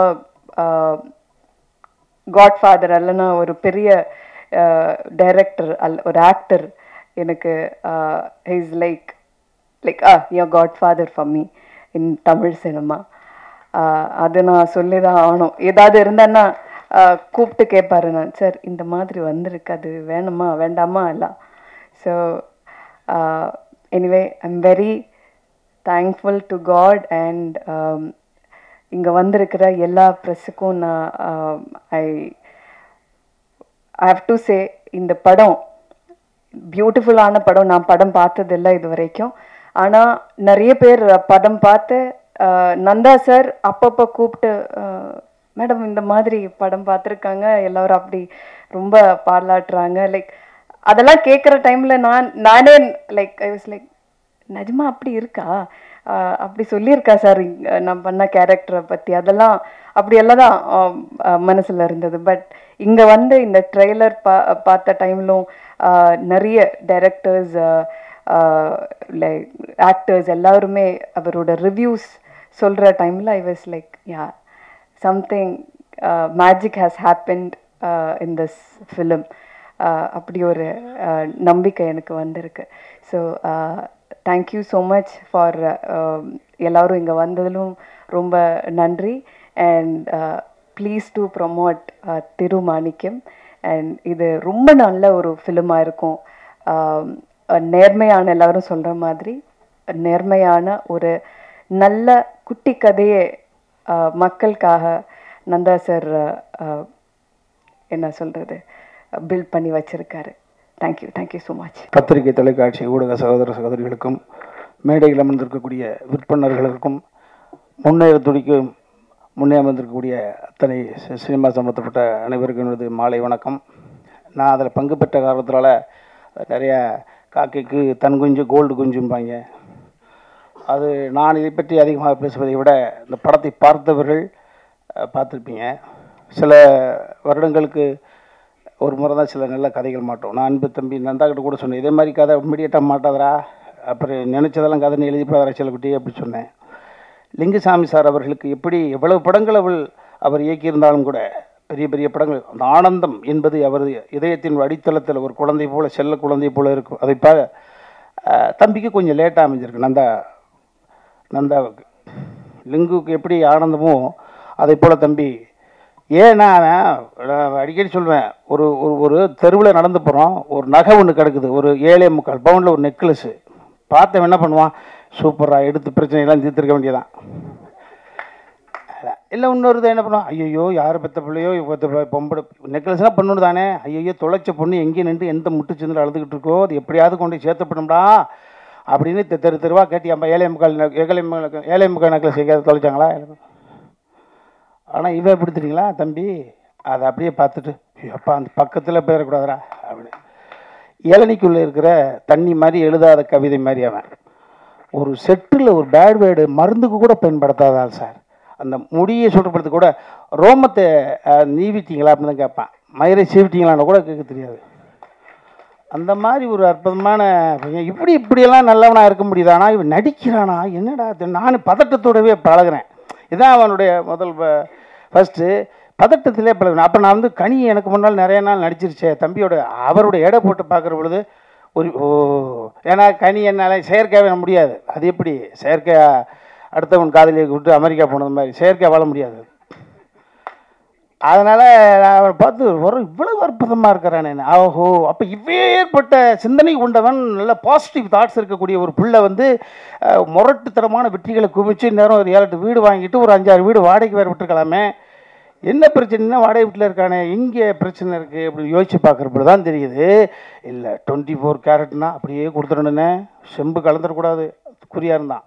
இந்த படத்தில் சரண் சார் அவர்கள் சொன்னதை போல் எந்தெந்த இடத்தில் எந்தெந்த கதாபாத்திரம் இந்த கதையை நகர்த்துவதற்கு தேவையோ எங்களை போன்றவர்களையெல்லாம் அங்கே அடுக்க கரெக்டாக வச்சுட்டு அந்த கமர்ஷியல் ஃபார்ம்லாம் சொல்லணும்ல, பரிசுத்தமான கதை. அதை வெகுஜன மக்கள் குடும்பத்தோடு உறவோடு வந்து பார்ப்பதற்கு தகுதி கொண்ட ஒரு படமாக படிச்சிருக்காப்புல. கண்டென்ட் ஒன்று தான். ஹரிச்சந்திரன் நாடகத்தை பார்க்காமல் இருந்தால் காந்தியடிகள் நம்மளுக்கு கிடையாது. மல்லி கந்தசாமி முதலியார்னு ஒருத்தர் இருந்தார். அவர் தன் தந்தையினுடைய இறப்புக்கு கூட மாறு வேஷத்தில் வந்து தம்மு கடிச்சிட்டு போனார். இந்த உலகம் தன் சொந்த குடும்பத்தை வறுமையில் தள்ளிவிட்டு எத்தனை மகானுபாவம் 18வது வயசில் கம்யூனிஸ்ட் இயக்கத்தினுடைய தலைவர் வந்து தன் மகளை 18 வயசில் பார்க்குறாரு. தலைமுறை வாழ்க்கையை வாழ்ந்துட்டு கம்யூனிஸ்டத்தினுடைய அந்த இயக்கத்துக்கு போகிறாரு. மகளை பார்க்குற 2 பெண்ணு நிற்கிது. அந்த பெண்ணு அப்பா நான் உங்கள் பொண்ணுப்பா நான் அறிமுகப்படுத்துது. நிறைய பேர் அதை போல நீ நல்லவனா நடி. நான் நம்ம வாழ்க்கையில் என்ன நான் இப்போ கடைசியாக இப்போ புரிஞ்சு நான் நல்லவனை சமீபமாக நம்ம நல்லவனை நடிக்க ஆரம்பிச்சிட்டேன். அப்போ தான் நல்லவனாக ஆயிட முடியும். ஒருவன் நல்லவனாக நடிக்க ஆரம்பிச்சா பக்கத்து அவர் நல்லவரா, சரி ஐயோ நம்ம இந்த நாள் தான் முதற்கொண்டு கலவன்றிருக்க நல்லவன் சொல்கிறானடா. அந்த தெரு ஐயோ நல்லவர் வர்றாருங்க, ஐயோ இது எப்படி ஏற்றுக்கிறது, தகுதி இல்லாத ஒரு விஷயத்த நம்மகிட்ட கொடுக்குறாங்களே எப்படி ஏற்றுக்கிறது. நல்லவர் வர்றாருப்பா, நல்லவர் வர்றான்னா வீட்டுக்கு வர்ற பொழுது மனசு மாறி இருப்பான் அன்னையிலேருந்து. ஸோ நல்லவனாக நடிக்க ஆரம்பித்தாலே இந்த உலகம் நல்லவன் என்று சொல்ல ஆரம்பித்தாலே நல்லவனாக மாறி விடுவான். அதே போல தான் இந்த கதை, அற்புதமான கதை, இறையன்பு. ஆமாம், அவர் வந்து பார்த்தீங்கன்னா இரட்டை தளத்தில் வெற்றி பெற்றவர், அரசு உத்தியோகத்தினுடைய உச்சபட்ச பதவி அடிமைச்சவர், தலைமைச் செயலாளர். அதான் அதுக்கு மேலே என்ன கிடையாது, அதுக்கு மேலே சிஎம் தான். சிஎம் அப்படி உட்கார முடியாதுல்ல. ஸோ தலைமைச் செயலாளர் பதவி அனுபவிச்சுட்டு அடுத்த தலைமுறைக்கு அள்ளி அள்ளி புத்தகங்களை வாரி வரைச்சவர். அவர் பார்த்துட்டு அவர் தான் இந்த படத்தினுடைய மிகப்பெரிய ஒரு அளவுகோல் நான் சொல்லுவேன். மற்றவர்கள் கூட நட்புக்காக கூட 1-2 வார்த்தை யதார்த்தமாக எக்ஸ்ட்ரா பேசியிருக்கலாம், அவர் பேச வேண்டிய அவசியமே கிடையாது. பார்த்துட்டு என்கிட்ட பேசுகிறார், படைப்பு அற்புதமான படைப்பு. ஒரு வினோத சித்தத்தை பார்த்துட்டு வந்த உடனே திருமாணிக்கு அப்படியே நிற்கிது. வினோத சித்தத்தை தம்பி சமுத்திரக்கனி அவர்கள் வந்து பக்கத்தில் தலைமைச் செயலாளர் இருந்தாங்க. இந்த படத்தை பார்ப்பதற்கு அழைச்சி வச்சுருந்தோம். அப்போ பார்த்துட்டு அவர் போயிட்டார், தலைமைச் செயலாளராக இருக்கார். நாளைக்கு ஒரு அரசியல் சிக்கல் வந்துடக்கூடாது, அதிகார வர்க்கத்தில் பிரச்சனை வந்துடுன்றதுக்காக பதட்டத்தோடு பயத்தோடு போகிறாரு. அவர் துணைவியார் வந்தார், அப்படியே சமுத்திரக்கனி பிடிச்சி, என் கணவரை என் பக்கத்தில் 2 மணி நேரம் உட்கார வச்சுட்டீங்க, ரொம்ப மகிழ்ச்சி. என் புருஷனை என் பக்கத்தில் 2 மணி நேரம் உட்கார வச்சுட்டீங்க, ரொம்ப மகிழ்ச்சி. போதுங்க, மனப்பாடம் ஆயிடுச்சுங்க எங்களுக்கு டைலாக் இந்த மாதிரி. ஸோ அதை போல் இன்னொரு அற்புதமான ஒரு உணர்வை படைக்கக்கூடிய ஒரு படம். நான் அடிக்கடி சொல்லுவேன், கதை என்பது பண்ணிடலாம், அந்த கதையை யார் ஏற்று நடிப்பார், அந்த கதையோடு ஒன்றுவதற்கு தகுதி கொண்ட ரியல் இமேஜ் கொண்டவன் வேணும். ஸோ இந்த திருமாணிக்கத்தை நீங்கள் நிச்சயமாக சொல்லுவேன், வேறு யாரோடு போய் ஒட்டி பார்த்தாலும் ஒத்துக்க மாட்டாங்க. கரெக்டாக சரண் சார் சொன்னாங்க, பாதி வரை சமுத்திரக்கனி மீது கோபம் வரும். எஸ், அந்த கோபம் என்பது வேற மாதிரி கோபம். அந்த படத்தை பார்க்கிற பொழுது புரிஞ்சுப்பீங்க, இப்படியாடா ஒருத்தர் இருப்ப, இப்படியாடா அப்படின்னு ஒரு. ஸோ ஒரு அற்புதமான ஒரு ஃபீல், அற்புதமான ஒரு நல்ல ஒரு படைப்பு. இந்த படைப்புக்குள்ளே நானும் இருக்கேன்றதில் நான் ரொம்ப மகிழ்ச்சி. ஒரு கெஸ்ட் ரோல் தான் பண்ணியிருக்கேன். அதெல்லாம் தாண்டி என் தம்பி சமுத்திரக்கனி சொன்னான், எல்லாம் என்னப்பா பிறந்த ஊர்லேருந்து போயிட்டு ஆந்திராவுக்கு போயாச்சு, கொடிக்கு ஆந்திராவிலேருந்து ஒரு தயாரிப்பாளர் கொண்டு வந்துருச்சு. அப்படில்ல, ஆந்திராவிலேருந்து சமுத்திரக்கனியை கதை நாயகனாக வைத்து பணத்தை போடுவதற்கான ஒரு, அப்போ எப்படி பெரிய விஷயம். சொந்த ஊரில் பேர் வாங்குறதே பெரிய விஷயம் சாமி. ஒரு அசல் ஊரில் பேர் வாங்கி ஒரு இன்வெஸ்டர் கொண்டு வந்திருக்கின்றது, இதுதான் இந்த கதை. ஸோ நிச்சயமாக இந்த திருமாணிக்கம் என்பது எல்லோருடைய இல்லங்களிலும் உள்ளங்களிலும் அற்புதமாக ஒரு படைப்பாக போய் சேரும், எனக்கு நம்பிக்கை இருக்குது. நன்றி. எல்லாருக்கும் வணக்கம். நம்ம ப்ரொடியூசர் எவ்வளவு இன்வால்வ் ஆகிட்டாருன்னா அந்த படத்தில் இந்த படத்தை எடுக்க ட்ரை பண்ணங்கிறப்ப திருப்படம்ட்டார், படத்துக்கே திரு போட்டார். தப்பாக பேசினாலும் தமிழ் அழகாக இருந்துச்சு அந்த வார்த்தையில். நந்தா பெரியசாமி, எனக்கு ரவிராதா. சென்னைக்கு வந்த டயத்தில் 18 சாரதாம்பாள் தெருன்னு அங்கே தான் நாங்கள்லாம் குடியிருந்தோம். நானும் வசந்த பாலன், பிருந்தா சாரதி, மணி பாரதி, மேக்ஸிமம் எல்லாமே டைரக்டர்ஸு, பாலசக்திவேல். அந்த ரூமுக்கு வந்துட்டு போனவங்க கூட டைரக்டர் தான். அது மிக முக்கியமான ஒரு அறை எங்கள் லைஃப்பில். நான் பிருந்தா சாரதி அசிஸ்டன்டாக சான்ஸ் கேட்டு வேலைக்கு போகிறதுக்கு முன்னாடி எதாவது பண்ணணுமே, எங்கள் பிழைக்கிறதுக்கு எதாவது பண்ணணும்னு சொன்னப்போ, கவிதையெல்லாம் எழுதுவான், இவனை கொஞ்சம் பாருன்னு சொல்லி என்னை யார்கிட்ட அனுப்பி வச்சா அப்படின்னா, நந்தா பெரியசாமிக்கிட்ட குங்குமம் பத்திரிகையில் வேலை பார்த்து முடிச்சுட்டு உஷா பத்திரிகையில் வேலை பார்த்துட்டு இருந்தான். அப்போ போய் பார்க்கறதுக்காக போனேன். பரபரப்புன்னு அப்படி ஒரு ஆள் நான் பார்த்துட்ருக்கேன். ஃபுல்லாக எல்லாரோடையும் அப்படி ஒரு பேச்சு, அப்படி ஒரு துருன்னு இருக்கான். நான் தள்ளி இருந்து பார்த்துட்டே இருந்தேன். நான் வந்திருக்கேன்னு தெரிஞ்சதுக்கு பிறகு ஒரு மதிய நேரத்தில் வெளியில் வந்தார். வந்துட்டு நான் போன அன்னைக்கு இன்னொரு நண்பர் வேலை கேட்டு வந்திருந்தார். இருந்தாலும் என்ன பண்ணிட்டாருன்னா, வேலை கொடுக்கல, எனக்கு அன்னைக்கு கொடுக்க முடியலை. சாப்பிட்றதுக்காக எல்லாருமே போகிறாங்க பக்கத்தில் ஒரு ஹோட்டலுக்கு. அப்போ என்னையும் சேர்த்து கூப்பிட்டு போனார். வாங்க போய் சாப்பிட போகலான்னு சொல்லி. அன்னைக்கு போட்ட ஒரு சாப்பாடு இருக்குல்ல, நான் கூடவே நிற்கிறேன் எல்லாம் சொல்கிறதுக்கு காரணம்னா, எந்த எதிர்பார்ப்பும் இல்லாமல் அது சென்னையில் ஒரு நண்பன் முத பார்த்தப்ப கூட்டு போய் போட்ட அந்த சாப்பாடு இருக்குல்ல, அந்த நன்றி லைஃப் லாங் எனக்கு எப்பயுமே அது இருக்கும். அது மட்டும் இல்லை, பத்திரிகையில் இருந்தனால அவர் கொஞ்சம் எல்லா பக்கமும் நிறைய சம்பாதிப்பார், நிறைய அப்போ வேலை பார்த்துட்டு இருந்தார். நாங்கள்லாம் சும்மா இருந்தோம். அப்போ எங்களெல்லாம் கூப்பிட்டு போயிட்டு நான் ஆனந்தம் கதை பண்ணும்போது என் கூட டிஸ்கஷனுக்காக அவங்க அக்கா வீட்டில் மதுரையில் 48 நாள் ஒரு விரதம் மாதிரி அந்த ஒரு அறையில் உட்காந்து அந்த கதை பண்ணி அதை புக்காக பைண்ட் பண்ணி எனக்கு கூடவே இருந்து எழுதி கொடுத்து என் கூடவே இருந்தவர். அப்போது ஒரு சிலருக்கு பருத்தி வீரன் மாதிரி முதல் படத்துலேயே அமீர் சார் மாதிரி அப்படி பெருசாடி வந்துடுவாங்க. விக்ரமன் சார் மாதிரி புது வசந்தம், எனக்கு ஆனந்தம் மாதிரி. இப்போ மைனா பட டைரக்டருக்கு பார்த்தா ஒரு 5-6 படம் தேவைப்படுது. சமுத்திரகனி சாருக்கு 2-3 படம் தேவைப்படுது நாடோடிகள் எடுக்கிறதுக்கு. ஆனால் அந்த முயற்சி விடாமல் தொடர்ந்து ஓடிக்கிட்டே இருக்கிறது இல்லை. இது அப்படி இப்படின்னு சொல்லிட்டு நல்லா சொல்லுவான். எனக்கு என்ன, நான் முதல்ல அசிஸ்டன்டாக இருந்தப்பெல்லாம் நான் நல்ல கதை சொல்லும்போது என்னை பயமுறுத்துவான். நல்ல கதை சொல்கிறவங்களாம் எடுக்க மாட்டாங்க அப்படிமா, எனக்கு பதட்டமாக இருக்கும். அதே மாதிரி ஒரு நல்ல இடத்துல போய் அசிஸ்டன்டாக சேர்ந்ததுக்கு பிறகு ஒரு பெரிய கம்பெனியில் சேர்ந்தான். அப்போ ரூமுக்கு வருவான், வந்துட்டு சொல்லுவான், நீங்களாம் ரூமில் உட்காந்து பேசுவீங்க, நாங்கள் ரூம் போட்டு பேசுவோம் அப்படின்பா. நீங்களாம் பார்க்கில் தான் உட்காந்து பேசுவீங்க, அந்த தீப் பார்க்கிலே ரூம் போட்டிருக்கேன்னு சொல்லுவான். பயங்கர கமெண்ட் அடிச்சுட்டு நட்புல அன்பா. இங்கே இந்த சென்னை வந்த புதுசுலேருந்து யாரோ என்னென்னமோ முயற்சிகள் இருந்துகிட்டே இருக்கும். ஒரு சிலருக்கு உடனே அமைஞ்சிருது, ஒரு சிலருக்கு அந்த தவிப்பில் ஒரு காலகட்டம் எடுத்துக்குது. அவனுக்கு நடக்க வேண்டிய எனக்கு ஆனந்தத்தில் நிகழ்ந்தது, நாடோடிகளில் சமுத்திரகனி சாருக்கு நடந்தது, பருத்தி வீரனில் அமீர் சாருக்கு நிகழ்ந்தது அவனுக்கு இந்த படத்தில் நிகழ்ந்துருச்சு. நான் கூட ஒரு நட்பு நாளை நல்லா இருக்குன்னு நினைக்கிறோமோ, நல்லா தான் இருக்கா அப்படிங்கிற மாதிரி சந்தேகங்கள்லாம் இருந்துச்சு. அந்த சந்தேகத்தை சமீபத்தில் அமீர் சார்லேருந்து ஆரம்பித்து சரண் சார்லேருந்து Sasi sir, Balaji sir, AL Vijay எல்லாம் படம் பார்த்து நான் விடாமல் தொடர்ந்து ஒவ்வொருத்தங்களும் சொல்லும்போது நிஜமாக தான் சொல்கிறாங்களா, நட்புக்காக சொல்கிறாங்களா, எத்தனை வாட்டி கேட்டாலுமே உண்மையாக தான் சொல்கிறாங்க. நேற்று பெரிய நம்பிக்கை பாலாசக்திவேல் சார், ஏஎல் விஜய் எல்லாம் கொடுத்துட்டாங்க. இப்போ எனக்கு மணி சாருக்கு, சங்கர் சாருக்கு எல்லாருக்குமே இந்த படத்தை காட்டணும்னு இன்னும் பெரிய ஆர்வம் வந்துருச்சு. இன்னும் இது பெருசாக தூக்கிட்டு போகணுன்னு வந்துருச்சு. என்ன மாதிரி இந்த படத்துக்குள்ளே வேலை பார்த்தவங்க என்னென்னா, அவர் ஒரு நேர்மைன்னு சொல்கிறோம்ல, ஒரு நேர்மையான ஒரு ஆர்டிஸ்ட் இந்த படத்தில் சமுத்திரகனி. எனக்கு அவ்வளோ பிடிக்கும். மம்முட்டி சார் மாதிரி எனக்கு சொல்லுவேன் அடிக்கடி. நான் ஆனந்தம்னு 2வது பாட்டு எடுத்தேன்னா நீங்கள் வந்துடணும் முதலாளின்னு சொல்லுவேன். எப்பயுமே ஒரு பேசிட்டே தான் இருப்பான் தொடர்ந்து.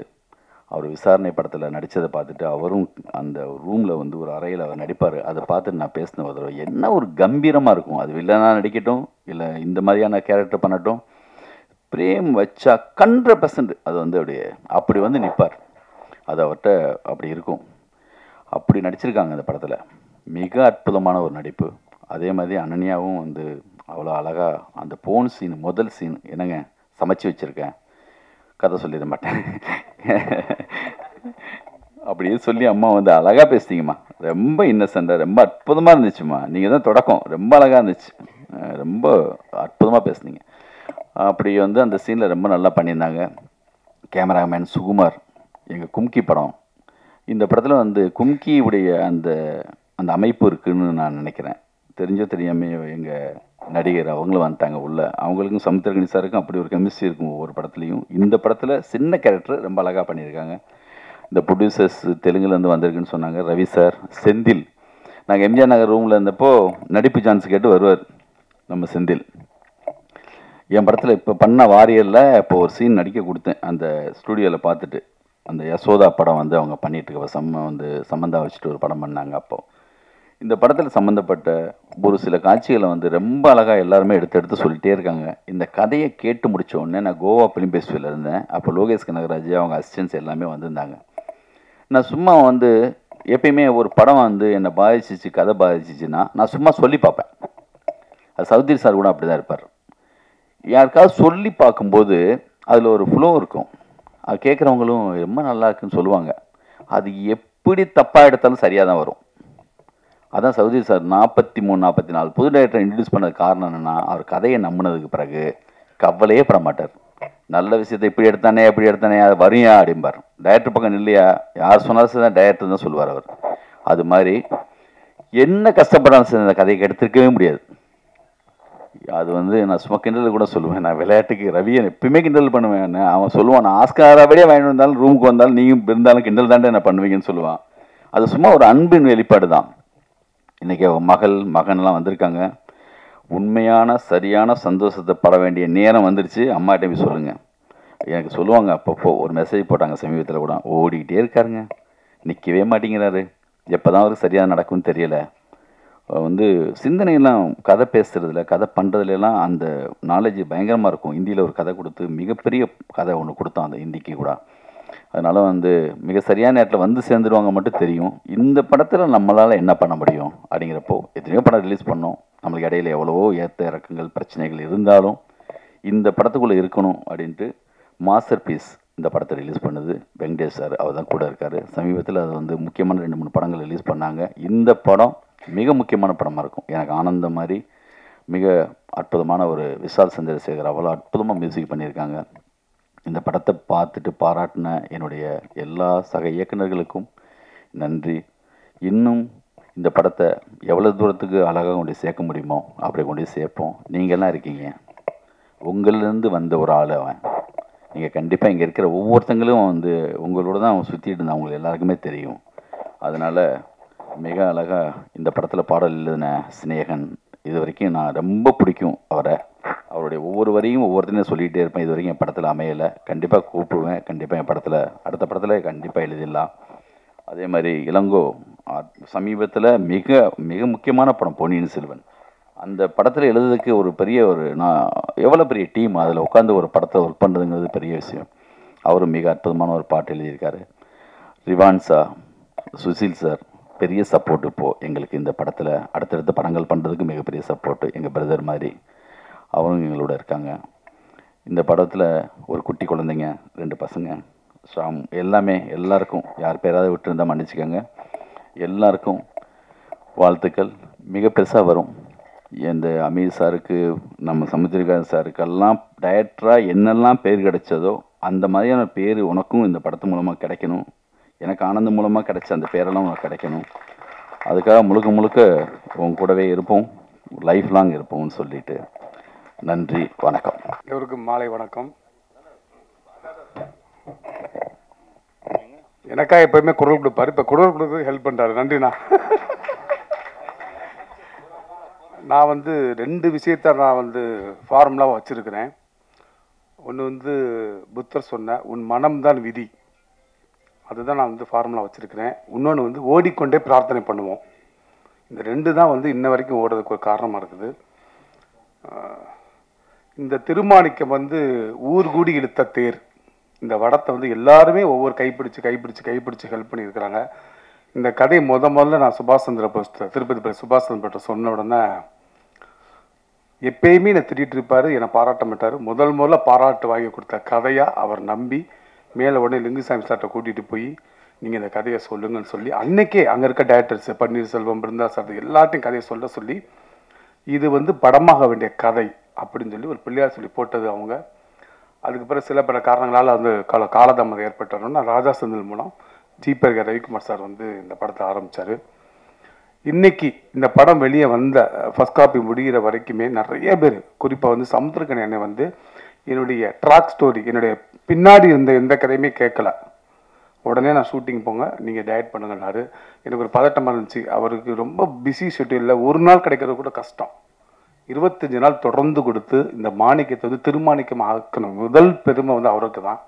ஏன்னா என்னைய நம்பினார். அவர் கதை நல்லா சொல்லுவார், எப்படி எடுப்பார்ன்ற எந்த கேள்வியுமே கேட்காம என்னை நம்பினார். திருநார்மலை வால்மீகி தான் வந்து கம்பராமாயணம் எழுதினார். அந்த அடிப்படையில் என்னை நம்பி இந்த படத்தை கொடுத்த கணியனுக்கு ரொம்ப ரொம்ப நன்றி தெரிவிச்சுக்கிறோம்.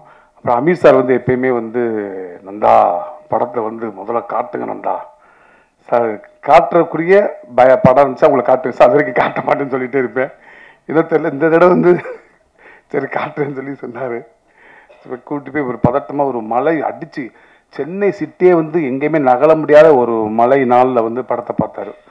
இவர் ஒரே ஒருத்தருக்காக ஒரே ஒரு ஷோ போட்டு அவர் மட்டும்தான் தேட்டரில் பார்த்தாரு.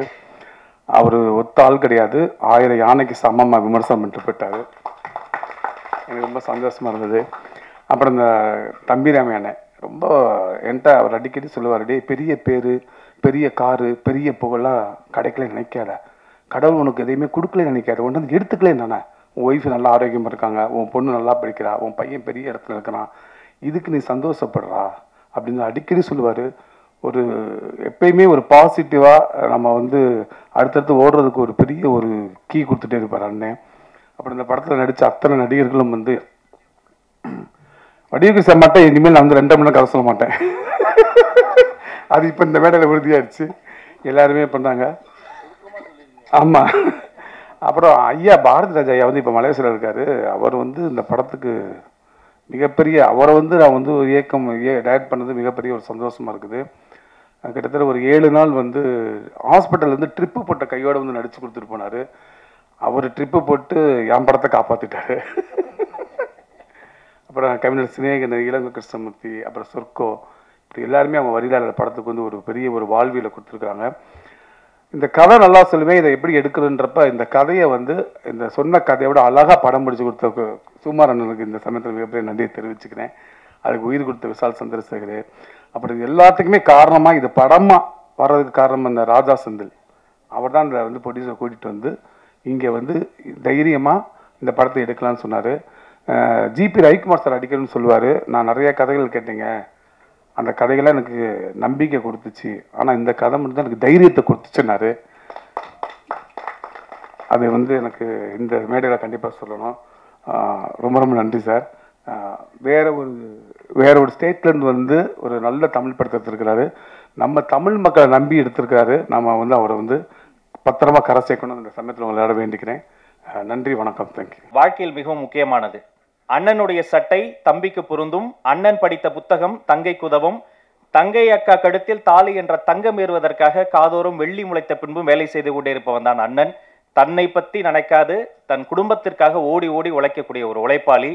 அப்படி இயக்குநர்களுக்கு உதவக்கூடிய இதயக்கண்ணி இயக்குனர் சமுத்திரக்கண்ணி அவர்களை அன்போடு பேச அழைக்கிறோம். இறைவனுக்கு நன்றி. ரொம்ப மகிழ்ச்சியான ஒரு தருணம். இந்த படத்துக்கு தனியாக அந்த படத்துக்கு தனியாலாம் வேலை பார்க்குறது இல்லை, எல்லா படமும் ஒரே உழைப்பு தான். அப்படி தான் உழைக்கிறோம். நம்ம எல்லாரோட மனசுமே ஒரு நல்ல வெற்றிக்காக தான் ஏங்கி கிடக்கு.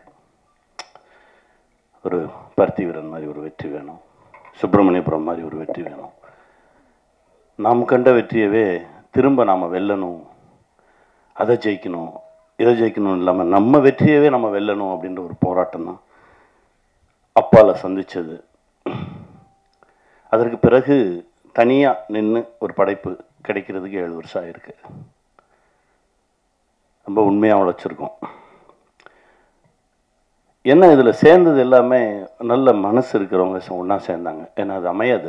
ஒரு சில படைப்புகளுக்கு தான் அதுவே அமைச்சுக்கும். கதையை இயக்குனர் இயக்குவார், நல்ல கதை இயக்குனரை இயக்கும்னு சொல்லுவார் பாலுமகேந்திரா சார். அந்த மாதிரி தான் இந்த கதை. தனக்கு தேவையான ஆட்களை அதுவே சேர்த்துக்கிச்சு. நந்தா வந்து கதையை சொன்னோடனே நான் சொன்னேன், முதல்ல நீங்கள் போய் பாரதி ராஜா அப்பா பாருங்கள். அப்பா கதை கேட்டு ஓகேனாருன்னா நம்ம உடனே போகலாம். இல்லை உங்கள் தேதி, நீங்கள் போய் பேசிட்டு வாங்க அப்படின்னா உடனடியாக பேசினோம். போய் கதை சொன்னார். எனக்கு ஈவினிங் கூப்பிட்டாரு, நடிக்கிறேன்னு சொல்லிட்டாரு. அப்புறம் என்ன, படம் ஸ்டார்ட் ஆகிடுச்சு. அப்புறம் அம்மா வந்தாங்க, அதுக்கப்புறம் அனன்யா வந்தாங்க. இப்படி ஒவ்வொருத்தராக இதுக்குள்ளே சேர்ந்தாங்க. நல்ல தயாரிப்பாளர், எப்போவுமே சிரித்த முகமாகவே இருப்பார் ரவி சார். எனக்கு ரொம்ப நாளாக தெரியாது. அவர் நிற்பார், சிரிப்பார், நானும் சிரிச்சுட்டு போயிடுவேன். அப்புறமா தான் யார் ஒருத்தர் சிரிச்சுக்கிட்டே இருக்காரு அப்படின்னா, அண்ணே அவர் தானே தயாரிப்பாளர் அப்படின்னு நான் செஞ்சேன். அப்படி ஒரு அற்புதமான மனிதர், எங்கேயுமே தன்னை முன்னிறுத்திக்க மாட்டார். அவருக்கு அந்த கதை பிடிச்சிருக்கு, இந்த கதை அப்படியே படமாகணும், இதுக்கு என்ன அப்படின்றது மட்டும்தான் அவர் மனசில் இருந்தது. நேர்மையும் உண்மையும் எப்போவுமே வெல்லும் அப்படின்லாம் பேசிகிட்டு இருக்கோம். நேர்மையை பற்றி நிறையா பேசிகிட்டு இருக்கோம். அதாவது இயல்பாக இருக்கிறது தான் நேர்மை என்னை பொறுத்த வரைக்கும். நான் என்னுடைய காலங்களில் அப்படி தான் கடந்து வந்திருக்கேன். ரொம்ப இயல்பாக தான் இருப்போம். எனக்கும் அமீரண்ணனுக்குமான உறவு அப்படி தான் ஆரம்பித்தது. எனக்கு அமீரண்ணனை தெரியும், தூரமாக இருந்து. நம்ம சேரன் ஆஃபீஸுக்கு வெளியில் ஒரு டீ கடையில் நின்றுட்டுருக்கேன். அப்போ உன்னை சேரன் ரிலீஸ் ஆகிடுச்சு. அண்ணன் வந்து சேரன் அண்ணனை பார்த்துட்டு அவருடைய ராம் படத்துக்கு ஒரு பூஜை இருக்குது, அதுக்கு வாங்கன்னு சொல்லி கூப்பிட்டுட்டு வெளியில் வந்திருக்காரு. எனக்கு தெரியாது. நான் டீ கடையில் ரோட்டில் நின்றுருக்கேன். போன கார் நிறுத்தி இறங்கி வந்தார். அந்த டீ கடை கூட டீ கடை கிடையாது, தள்ளு வண்டியில் கடை வச்சுருப்பாங்க. நேராக இறங்கி வந்தார். உன் படம் எனக்கு ரொம்ப பிடிச்சிருந்தது தம்பி, உன்னை சார்ந்தது எனக்கு ரொம்ப பிடிச்சிருந்தது. நான் சொந்தமாக ஒரு படம் எடுக்கிறேன், ராம்னு ஒரு படம். அதுக்கு இன்னும் 2 நாளில் பூஜை இருக்குது, நீங்கள் வரணும் அப்படின்னாரு. அப்படி தான் ஆரம்பித்தது. அதற்கு பிறகு திடீர்னு ஒரு நாள் நான் வந்து உதயம் தேட்டருக்கு வெளியில் ஆப்போசிட்டில் ஒரு பஸ் ஸ்டாப்பில் நின்றுக்கிட்டு இருக்கேன். எங்கே இருக்க அப்படின்னு ஒரு ஃபோனு. நான் அப்படியே ஆப்போசிட்டில் பார்த்துட்டு, அண்ணே உதயம் தேட்டருக்கு வெளியில் ஒரு பஸ் ஸ்டாப் கிட்டே நின்றுக்கிட்டு இருக்கேன் அப்படின்னேன். இப்போ தான் உனக்கு கடந்து போனேன், இந்த யூட்டர்ன் அடித்து வரேன், ஏன் ரோட்டில் நின்றுருக்க வா அப்படின்னு சொல்லி திருப்பி கூட்டிகிட்டு போனார். இந்த உண்மை இருக்குல்ல, இதுதான் நம்மளை இறுக்கி பிடிச்சிக்கும். சுப்பிரமணியபுரம் பண்ணும்போது அப்படி தான் எல்லாத்தையும் விட்டாச்சு. 3 மெகாவையும் கொடுத்தாச்சு. இந்த அசோசியேட்டுக்கு எல்லாத்துக்கும் கொடுத்து நான் நிராயுத பாணியாக போகிறேன். அங்கே என்ன பண்ணி வச்சுருந்துருக்கான், ஒருவேளை இவர் வந்து நம்ம சொல் பேச்சை கேட்காம 2 படம் டைரக்ட் பண்ணியிருக்காரு, ஒரு 2000 எபிசோடு எடுத்திருக்காரு, வேறு ஏதாவது பண்ணார், நம்ம சொல்கிறத கேட்கல அப்படின்னா நம்ம ஒரு சப்ஷூட் வச்சுக்குவோன்னு சொல்லி சசி வச்சுருந்துருக்கான். எனக்கு தெரியாது. என் ரூம் பக்கத்து ரூம்லேயே இருந்திருக்கான் அந்த சப்ஷூட். நான் போய் நான் பாட்டுக்கு எனக்கு நான் பாட்டுக்கு போனேன், நான் பாட்டுக்கு நின்னேன். ஏன்னாப்பா எனக்கு கூப்பிடவே மாட்டேறீங்க அப்படின்னா, இல்லை ஒரு 2 நாள் நீங்கள் சாப்பிட்டு தூங்க, அப்புறமா எடுப்போம், ஏன்னா ரொம்ப ஸ்ட்ரெஸ் ஆகிருக்கு முகம் அப்படின்னு சொல்லி ஒரு 2 நாள் ரெஸ்ட்டு கொடுத்தாங்க. 3ஆவது நாள் போய் ஷூட் பண்ணுறோம். ஒரே ஒரு ஷார்ட் நடிச்சு நீங்கள் கிளம்புங்க அப்படின்னாங்க. நான் போய் என்ன பண்ண போகிறேன், நீ தான் எடுத்துகிட்டு இருக்கல, நான் நிற்கிறேன் அப்படின்னு சொல்லி வேட்டியை மடித்து கட்டிட்டு க்ரௌடை கிளியர் பண்ணிக்கிட்டு இருந்தேன். க்ரௌடை கிளியர் பண்ணிட்டு இருக்கும்போது சசி கூப்பிட்டான், அண்ணே இங்கே வா, அதை பார்க்குறதுக்கெல்லாம் ஆள் இருக்குது, நான் நடிக்கிறேன், நீ எடு அப்படின்னா. அங்கே தான் ஆரம்பிச்சது. ஒரு உண்மையும் நேர்மையும் தான் நம்மளை இழுத்துக்கிட்டே போகும். அது முடித்தவொடனே சசி சொன்னான், நீ சொல்லு அவங்களா பேசிக்கிட்டான். என்னடா அப்படின்னா, ஒரு சப்ஸ்டியூட் வச்சுருந்தோம் பக்கத்தில், அது அவனுடைய நேர்மை. ஒரு சப்ஸ்டியூட் வச்சுருந்தோம், உன் கையில் நான் மைக்கை கொடுத்தவொன்னே அவனை ராத்திரி அனுப்பிச்சிட்டேன் அங்கேருந்து அப்படின்னு சொன்னான்.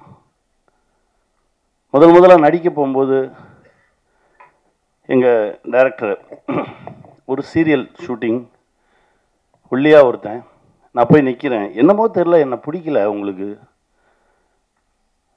அப்போ ஒரு காட்சி, அப்போ கூட நடிக்கிற அந்த நடிகர்கிட்ட அவர் சொல்லியிருக்காரு, ஓங்கி ஒரு எத்துங்க, நீங்கள் எத்துல அவன் போய் வெளியே விழணும், அவனுக்கு நடிக்கணுன்ற ஆசையே வரக்கூடாது அப்படின்னு சொல்லியிருக்காரு. இது எனக்கு தெரியாது. நான் அந்த சீனில் போய் நிற்கிறேன், அதாவது கூட்டத்தில் இருப்பாங்க, அதுலேருந்து ஒரு சின்ன ஒரு காட்சி போய் நிற்கிறேன். என்ன அந்த நடிகர் ஓங்கி எத்துனார், நான் அவன் எத்துனதை தாண்டி எங்கிட்ட போய் விழுந்துட்டேன். அவங்களா சிரித்தாங்க, எனக்கு நம்பிக்கை மட்டும்தான் இருந்தது. ஒன்பதுறாங்க, திரும்ப போய் நின்னேன், திரும்ப தூக்கி எறியப்பட்டேன், ஆனால் நான் நடிகன் ஆயிடுவேன் அப்படின்ற ஒரு நம்பிக்கையும் நேர்மையும் மட்டும்தான் இருந்தது. அதே இயக்குனர் அவர்கிட்டயே வேலைக்கு சேர்ந்தேன். நான் இல்லாமல் அவரால் இருக்கவே முடியாது அப்படின்ற ஒரு நிலை, நான் அவரை விட்டு வெளியே போகிறேன்றப்ப கண்ணீர் விட்டு நிலை எல்லாமே பார்த்தேன். அந்த நடிகருப்பும் இருக்கார், என்னுடைய நண்பர் தான் அவரும். அவர் எப்போ பார்த்தாலும் ஏய் சாரிடா அன்றைக்கி உன்னை மிதிச்சதுக்கு, எப்போ 30 வருஷம் முன்னாடி மிதிச்சேன், நீ மிதித்த மிதியில் தான் நான் வந்து இந்த இடத்துல விழுந்திருக்கேன்னு நினைக்கிறேன். இப்படி கடந்து கடந்து கடந்து தான் ஒரு இடத்த வந்து நின்றுருக்கோம். இதில் நேர்மைன்றது தனி வார்த்தையெல்லாம் கிடையாது, நம்மளுடைய இயல்பு, நம்முடைய உண்மைத்தன்மை. முன்னெல்லாம் கெட்டவனை பார்த்தா அவங்க கூட சேராத, இதில் வம்பில் மாட்டி விட்டுருவான்னு சொல்லுவாங்க. இப்போ அதே வார்த்தையை நல்லவனை பார்த்து சொல்ல ஆரம்பிச்சிட்டாங்க. ஏன் அவங்க கூட சேராத, அவன் ரொம்ப நல்லவன், ஏதோ வம்பில் இழுத்து விட்டுருவான் அவனிய அப்படின்னு. அந்த அளவுக்கு நமக்குள்ள இருந்த பிறழ்வு அதிகமாயிடுச்சு. நந்தா அவருடைய ஒரு படைப்பு, திடீர்னு ட்ரெய்லருக்கு வாய்ஸ் கொடுக்கணும் அப்படின்னு கூப்பிட்றாரு. போனேன். இதற்கு முந்தைய படைப்பு அதே மாதிரி தான், அண்ணே இந்த ஓப்பனிங் வாய்ஸ் கொடுக்கணுண்ணே, யாரோ கேட்டோம், வரேன், அதுக்கும் பேசினேன். அதாவது நந்தாவுக்கு எனக்கும் இடையில ஏதோ ஒரு தொடர்பு இருந்துக்கிட்டே இருந்தது. இன்னும் சொல்லப்போனால் சோலா கிரியேஷன்ஸில் நான் ஒரு கதை சொல்லிட்டு வரேன். கதை சொல்லிட்டு வெளியே வரும்போது பொன்ரங்கண்ணன் சொல்கிறார், காலையில் தாண்டா ஒருத்தன் வந்து கதை சொன்னான், நான் ஓகே பண்ணிட்டேனே அப்படின்னாரு. என்ன கதைண்ணே அப்படின்னா, அதுதான் கல்லூரியின் கதை. அங்கேருந்து ஆரம்பிச்சது. இவர் யார், நம்ம இப்போ போனோம், ஒரு காலையில் ஒருத்தர் வந்து ஓகே பண்ணிட்டு போயிருக்காரு, அவர் யாருன்னு சொல்லி தேடி தான் நான் நந்தாவை பார்த்தேன். அப்படி ஆரம்பித்தது தான் இந்த பழக்க வழக்கம்.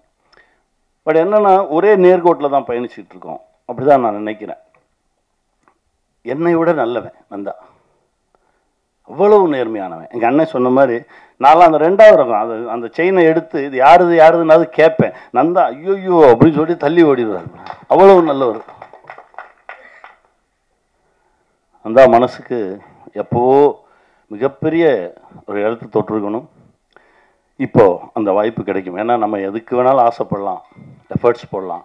ஆனால் நமக்கு என்ன கொடுக்கணும், எப்போ கொடுக்கணும் அப்படின்னு முடிவு பண்ணுறது காலம்தான். அந்த காலம் இப்போ வந்துருச்சு.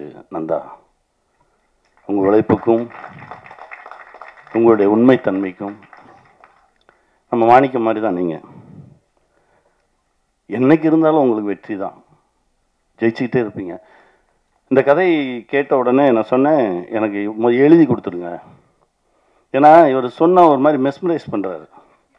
அப்படியே பார்த்துக்கிட்டே இருந்தால் அவரும் எழுதுவார், நம்மளே எழுத வச்சுருவார். நான் சொன்னேன், ஏய் இரு, அதெல்லாம் அப்புறம் நீ முதல்ல எழுதி எனக்கு புத்தகமாக கொடுங்க, நான் தனியாக உட்காந்து படிக்கணும் அப்படின்னு சொல்லி அனுப்பிச்சேன். தனியாக எனக்கு ஒரு புக்கு வந்தது. அந்த புக்கை படித்தோடனே சொன்னேன், உடனே ஷூட்டிங் போவோம். இல்லை நீங்கள் அங்கே ஹைதராபாத், நான் எங்கே இருந்தாலும் வருவேன். அப்படி தான் சாட்டை நடந்தது. அன்பழகன் வந்து சொல்லிட்டு போயிட்டாரு, இதை உடனே சொல்லிடணும். ஒரு சில கதைகள் நம்மளை கூட்டிகிட்டு ஓடும். அந்த கதையில் இருக்கக்கூடிய உண்மைத்தன்மை நம்மளை இயக்கும். அப்படி தான் திருமாணிக்கம் தன்னை உருவாக்கிக்கிச்சு. நாங்களாம் யாரும் எதுவும் பண்ணல, அதுவாக தன்னை உருவாக்கிக்கிச்சு. அதுக்கு தேவையான ஆட்களை அதுவே எடுத்துக்கிச்சு. அனன்யா ரொம்ப அற்புதமாக நடிச்சிருக்காங்க, ரொம்ப பயங்கரமாக நடிச்சிருக்கம்மா. நானே முந்தா நாள் தான் படம் பார்த்தேன். ரொம்ப அற்புதமாக நடிச்சிருந்தாங்க. ஏன்னா அது நான் கண்டுபிடிச்ச பொண்ணு. அது எப்படின்னா, சசி இருக்கானே எதை கொண்டு வந்து நிப்பாட்டினாலும் நொட்ட சொல்லுவான். நாடோடிகளில் ஹீரோயின் தேடணும்னு சொல்லி நானும் கதிரும் தேடுறோம். ஒரு 2 மாதமாக தேடிக்கிட்டு இருக்கோம். இப்போ இந்த பொண்ணை கண்டுபிடிச்சி கதிர் வந்து ஒரு வீடியோ பண்ணிட்டான். வீடியோ பண்ண பிறகு நைட்டு ஒரு 2 மணிக்கு நான் முழிச்சிருக்கேன். டக்குன்னு எந்திரிச்சு, என்ன சகோ முழிச்சிருக்கீங்க? இல்லை சகோ, நைட்டு படக்குன்னு முழிச்சு பார்த்தா அந்த பொண்ணு நல்லா இருக்கான்னு பார்க்கணும். படக்குன்னு முழிச்சு பார்த்தா நல்லா இருக்கான்னு பார்க்குறீங்களா?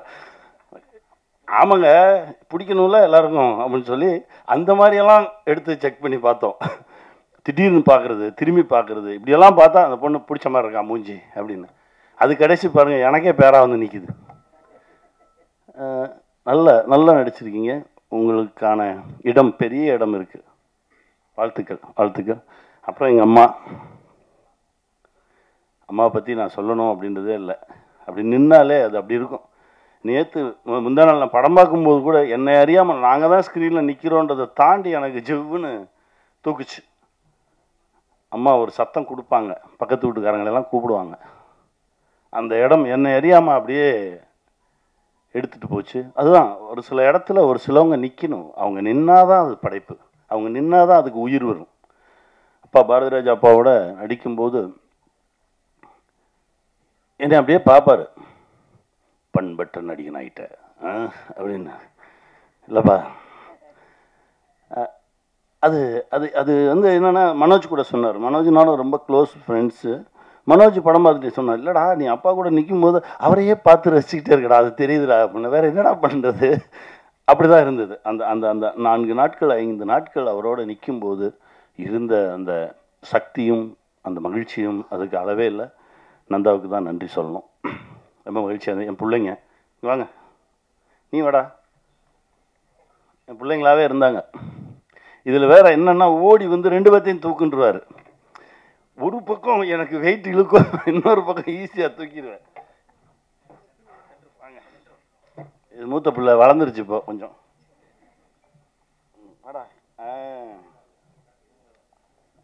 இவன் நானா என்னுடைய சின்ன வயது நானா நடிச்சிருக்கேன். அற்புதமான ஒரு நடிகன், ரொம்ப பெரிய தளம் இருக்கு. பிள்ளைங்க என்ன பேசுறியா? பேசு, 2 வார்த்தை பேசு. வாடா பேசு, பேசுடா, இந்தடா பேசு பேசு. சமுத்திரக்கனி அங்கிள் வந்து ரொம்பவே கேர் பண்ணிக்கிட்டாங்க. பேசுங்க.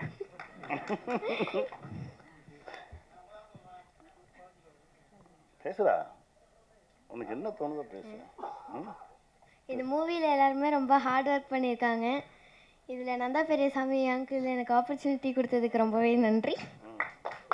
அவளுக்கு கூட நீ பேசு, இல்லைன்னா உன்னை மறந்துடுவாங்க, அதுக்கு தான் கூப்பிட்டேன். பேசு, திக்காமல் பேசணும். இது நீங்கள் தான் நல்லா பேசுவீங்களா? ஹாய். ஹாய். எங்கள் அம்மா அப்பா ரொம்ப ஜாலியாக இருந்துச்சு, எல்லாரும் நல்லா பார்த்துக்கிட்டாங்க, ஜாலியாக. வேற போதுமா? அண்ணன் கூட. முதலில் இந்த படத்தில் எனக்கு வாய்ப்பு கொடுத்த நந்தா பெரியசாமி அங்கிளுக்கு ரொம்ப நன்றி.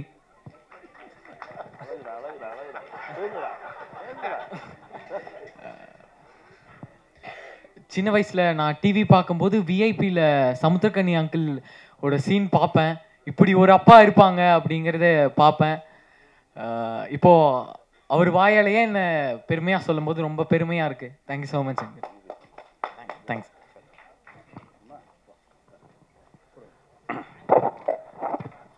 ஏன்னா அப்பாவா நிற்கணுன்னாலே பிள்ளைங்க இருக்கணும்ல. பிள்ளைங்க அவ்வளவு சக்தி கொடுத்தாங்க அந்த படத்தில். அது பிள்ளைங்களாகவே இருந்தாங்க. ரொம்ப சந்தோஷமான ஒரு நிகழ்வு. என் அண்ணன் தம்பிராமே அண்ணன், அதாவது ஒவ்வொரு படைப்புலையும் நாங்கள் 2 பேரும் சேர்ந்து நிற்கும்போது ஒரு தீ பத்தும். அது இதுலேயும் இருக்கும். சரண் சார் சொன்ன மாதிரி அந்த 60% வந்து திட்டுறது மொத்தமும் டைரக்டர் வந்து அவர் மேலே தான் வச்சுருப்பார். அவர் திட்டுறது தான் ஜனங்க திட்டுவாங்க.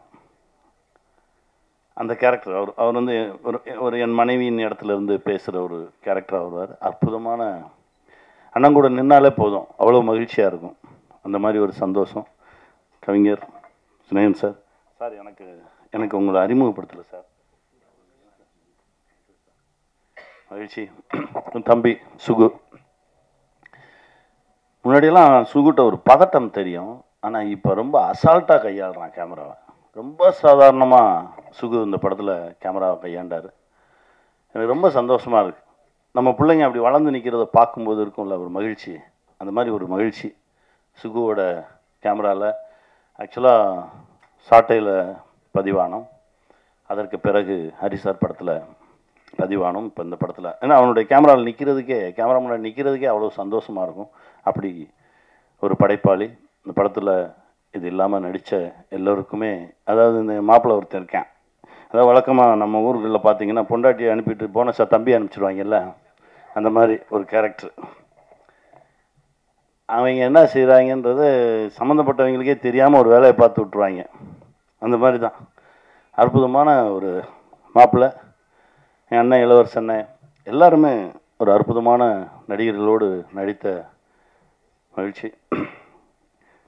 முதலாளி திடீர்னு ஒரு நாள் சொன்னார், கனி பல வருஷமாக ஏங்கிக்கிட்டே இருக்கான் ரவிராதா, இந்த இடத்துல அவனுக்கான வெற்றி கிடைச்சிருச்சுன்னு நான் நம்புகிறேன் கனி அப்படின்னாரு. அதாவது நந்தா வெல்வதை நந்தாவை விட அதிகமாக நேசித்த ரசித்த ஆசைப்படக்கூடிய ஒரு மனுஷராக அவங்க பார்த்தேன். இப்படி ஒரு நட்பு கண்டிப்பாக கிடைக்க நந்தா கொடுத்து வச்சுருக்கணும்னு வாழ்த்துக்கள் சார். ரொம்ப சந்தோஷமாக இருக்குது, ரொம்ப மகிழ்ச்சி. இந்த திரைப்படத்தை பற்றி பேசிய ஒவ்வொருத்தருக்கும் மகிழ்ச்சி, நன்றி. என் நண்பன் மூர்த்தி இருக்கான், அப்புறம் இதில் நடித்த எல்லா சகோதரர்களுக்கும் சாய் வாழ்த்துக்கள். இந்த படம் கண்டிப்பாக வெல்லணும். ஏன்னா நான் எப்போவுமே பெருசாலாம் எதிர்பார்க்குறதே இல்லை. ஏன்னா என் எதிர்பார்ப்பு ரொம்ப சாதாரணமாக தான் இருக்கும். அதனால் எனக்கு பெரிய மகிழ்ச்சியும் இருக்காது, பெரிய கலக்கமும் இருக்காது. ஏன்னா நான் அதெல்லாம் கொஞ்சம் கடந்து வந்துட்டேன்னு நினைக்கிறேன். அதனால் நான் அப்படியே தான் இருப்பேன். எல்லோரும் பேசும்போது நந்தா எனக்கு சொல்லுவார், நான் திரும்ப அதான் அண்ணன்ட்ட சொன்னேன். இப்போ அமீர் அண்ணன் வந்து அழுதுகிட்டே வந்தார், ஏங்க கண்ணில் தூசி போட்டிருக்குங்க, அவர் சும்மா கண்ணை கசிக்கிட்டு வந்திருப்பார், நீங்கள் வேற. நான் அப்படி தான் பார்ப்பேன். ஆனால் இதையெல்லாம் தாண்டி திருமாணிக்கம் அந்த அந்த தளத்தில் நிற்கும் அப்படின்னு நம்புகிறோம். கண்டிப்பாக இந்த கலக்கமும் இந்த பாசமும் இந்த ஏக்கமும் வெகுஜன மக்கள்கிட்டையும் இருக்கும் அப்படின்ற ஒரு நம்பிக்கை இருக்குது. ஒரு மிகப்பெரிய படைப்பாக உங்கள் முன்னாடி வச்சுருக்கோம். ரொம்ப நம்பிக்கையோடு வச்சுருக்கோம், நேர்மையோடு வச்சுருக்கோம். இதை வெல்ல செய்ய வேண்டியது உங்களுடைய கடமை. வெல்வோம். வாழ்த்துக்கள். இந்த மண்ணின் படைப்புகளை தரக்கூடிய ஒரு மாபெரும் மனிதர், மண்ணுக்காக எப்போதும் சிந்திக்கக்கூடிய ஒரு நல்ல இயக்குனர் அமீர் அவர்களை அடுத்து பேச அழைக்கிறோம். அரங்கத்தில் இருக்கும் அனைவருக்கும் இறைவன் புறத்திலிருந்து சாந்தியும் சமாதானம் உண்டாகட்டும். நந்தா பெரியசாமி அவரை இயக்குனராக எனக்கு தெரிகிறதுக்கு முன்னாடியே அவங்க அண்ணன் எனக்கு பழக்கம் மதுரையில். அவருடைய தம்பி தான் நந்தா பெரியசாமின்னு எனக்கு தெரியாது. ஸோ நந்தா பெரியசாமியை முதல்ல சந்தித்தது வந்து இந்த கலசா டப்பிங் தேட்டரில் நான் ஒரு படம் ஒர்க் பண்ணிகிட்டு இருந்தேன் கீழே யுவன் சங்கர் ராஜா கூட. நந்தா பெரியசாமி மேலே கல்லூரியின் கதை மிக்சிங்கில் இருந்தார். மிக்சிங்கில் இருந்தவர் கீழே வந்து யுவன்கிட்ட பேசிட்டு போகும்போது, சார் நீங்கள் மேலே வந்து பாருங்கள் அப்படின்னாரு. மேலே போய் பார்த்தேன். அந்த இன்ட்ரோல் பிளாக் சீக்வன்ஸு காமிச்சார். அது ஒரு ரெயின் எஃபெக்ட் தான், ரொம்ப பிரமாதமாக இருந்துச்சு. எஃபெக்ட்ஸ்லாம் போட்டு நல்லா இருக்குது. ஷார்ட்ஸ் எல்லாம் ரொம்ப நல்லா இருந்தது. அந்த காலேஜு டவரு அந்த டாப் ஆங்கிள் அதெல்லாம் ரொம்ப இன்ட்ரெஸ்டிங்காக இருந்தது. டேக்கிங்ஸே ரொம்ப இன்ட்ரெஸ்டாக இருந்துச்சு. அப்புறம் படம் முடியுமா, அந்த படம் ரிலீஸ்க்கு முன்னாலே வந்து அந்த படத்தை பற்றின டாக் கொஞ்சம் அதிகம் இருந்தது. ஒரு புது டைரக்டர் நல்லா வந்திருக்காரு, நல்ல படமாக இருக்குது அப்படின்னு சொல்லி. அப்போ நான் வந்து நந்தாவை கூப்பிட்டு என்னுடைய கம்பெனிக்கு ஒரு படம் பண்ணி கொடுங்கன்னு ஒரு 1 லட்ச ரூபா அட்வான்ஸ் கொடுத்தேன். அந்த கதையை பின்னாடி சொல்கிறேன். 2 லட்சமா ஞாபகம் இல்லை, நேர்மையாக சொல்கிறாரு. ஆனால் படம் தான் பண்ணி கொடுக்கல. 2 லட்ச ரூபா அட்வான்ஸ் கொடுத்தேன். இப்போ படம் ரிலீஸ் டைமில் இதே லேபு தான், பிரசாத் லேபு தான். தெலுங்கு நல்லா இருக்குது, கொஞ்சம் அவங்களுக்கு பணம் ஷார்ட்டேஜ் தேவைப்படுது. பணம் ஷார்ட்டேஜ் இருந்தது.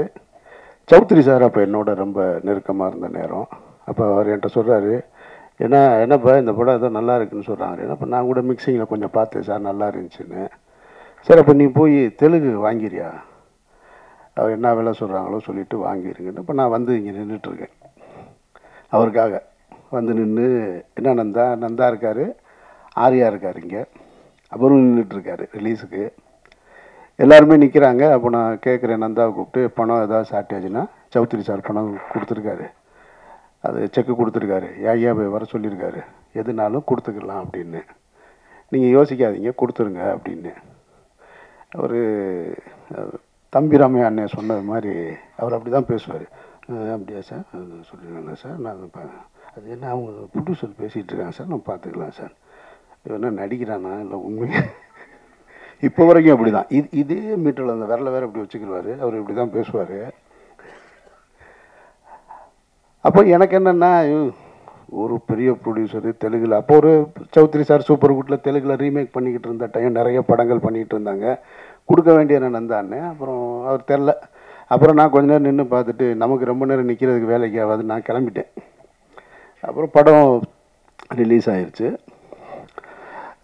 வழக்கம் போல தான் நம்ம ஒரு பெரிய எதிர்பார்ப்போடு இருக்கும் பொழுது அந்த எதிர்பார்ப்பு கம்மியாகும் பொழுது அங்கேருந்து இதுக்கு இடையில ஒரு சத்தியம் தேட்டரில் ஒரு படம் பார்க்க போயிருக்கேன். அப்போ அங்கே பார்த்து என்னை இன்ட்ரோவில் பார்த்துருக்காரு நந்தா. பார்க்குறாரு, பார்த்துட்டு சார் ரிலீஸ் ஆகலை இன்னும். சார் நான் உங்களை விசாரித்தேன், வெளியில் எல்லோரும் நல்ல விதமாக தான் சார் சொல்கிறாங்க அப்படின்னாரு. என்ன கை நீட்டி அட்வான்ஸ் வாங்கிட்டு நல்ல விதமாக தான் சொல்கிறாங்கன்னா இப்போ என்ன நினச்சி வாங்கினேன் நீ வாங்கும்போது? சரி நான் நினச்சி சிரிச்சுக்கிட்டேன், சரி மதுரைக்காரங்க அப்படி தானே இருப்பாங்க அப்படின்ட்டு. அப்புறம் அதுக்கப்புறமா அந்த படம் எதிர்பார்த்த ஒரு வெற்றியை பெறலை. ஆனால் ஒரு அடையாள படமாக இருந்துச்சு. பாட்டு நல்லா இருந்தது, ஆரியா நல்லா இருந்தார், டேக்கிங்ஸ் நல்லா இருந்தது. அப்புறம் நான் இந்த யோகியை தொடங்கும்போது, சுப்பிரமணிய சிவா என் கூட சேர்ந்து யோகியை தொடங்கும்போது நந்தா தான் என் கூட இருந்து அந்த படத்துக்கு முழுக்க முழுக்க கோ டைரக்டராக ஒர்க் பண்ணார் யோகியில். ஆனால் அப்போ சொன்னார், சார் இந்த படம் வேணாம் சார் உங்களுக்கு அப்படின்னாரு. நான் சொன்னேன் இல்லைன்னு. 2 பேர் தான் எனக்கு அந்த படம் வேணான்னு சொன்னது. ஒன்று பொன்வண்ணன் சார் சொன்னார், இன்னொன்று நந்தா சொன்னாங்க. நான் சரி இல்லை கமிட் பண்ணிட்டேன் நான் சுப்பிரமணிய சிவாவுக்கு. பிக் பின்னு ஒரு மலையாள படத்தை ரீமேக் ரைட்ஸ் வாங்கி பண்ணுறதா இருந்தோம். அதை எடுக்கலான்னு சொல்லி எடுக்கும்போது இல்லை வேணாம் இன்னொரு கதை பண்ணலான்னு சொல்லிட்டு நான் கனி எல்லாம் போய் உட்காந்து மதுரையில் பாண்டியன் ஹோட்டலில் உட்காந்து ஒரு அருமையான ஒரு ஸ்கிரிப்ட் கனி அடிக்கடி சொல்லுவான், அந்த படத்தை எடுக்காமல் விட்டீங்களேனே நீங்கன்னு. ஒரு நல்ல கதையை எல்லாம் எடுத்து முடிச்சுட்டு எழுதி முடிச்சுட்டு சாங்லாம் கம்போஸ் பண்ணியாச்சு. முடிச்சுட்டு வரும்போது சுப்பிரமணிய சிவா திருப்பி அண்ணே இந்த வேற ஒரு படம் பண்ணுவோம்னு ஆரம்பிச்சார். சாங்கெல்லாம் கம்போஸ் பண்ணியாச்சு, இப்போ இதுன்னு அப்படி மாறினது தான் அந்த யோகி. அப்போ சொன்னார், பொன்வனனும் சொன்னார் வேணான்னாரு, நந்தாவும் வேணான்னாரு. ஆரம்பிச்சிட்டோம், சரி ஒரு டைரக்டரை கமிட் பண்ணிட்டோம், அனௌன்ஸ் பண்ணியாச்சு, நிறுத்த வேணான்னு அப்படி எடுத்தோம். அதில் நடிச்சிருப்பார் நந்தாவில், யோகியில் நந்தா நடிச்சிருப்பார். இப்படி தான் நந்தாவுடைய எனக்கு ஒவ்வொரு படம் பண்ணும்போதும் ஆனால் அவர் முயற்சியிலே இருப்பார், எதையாவது புதுசாக பண்ணணும்னா அப்புறம் சார் இந்த தடவை விட மாட்டேன் சார், இந்த தடவை பாருங்கள் வேறு படம் பண்ணுறேன் பாரு அப்படின்னு மாற்றி யோசின்னு ஒரு படம்.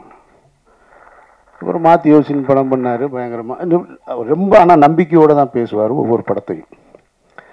அப்புறம் நான் படம் பார்த்துட்டு ஐயா டைட்டிலை மட்டும் மாற்றி யோசிச்சிருக்க, படம் கொஞ்சமாவது மாற்றி யோசிக்க மாட்டியாங்க நீ, என்ன நீ இப்படி பண்ணுற?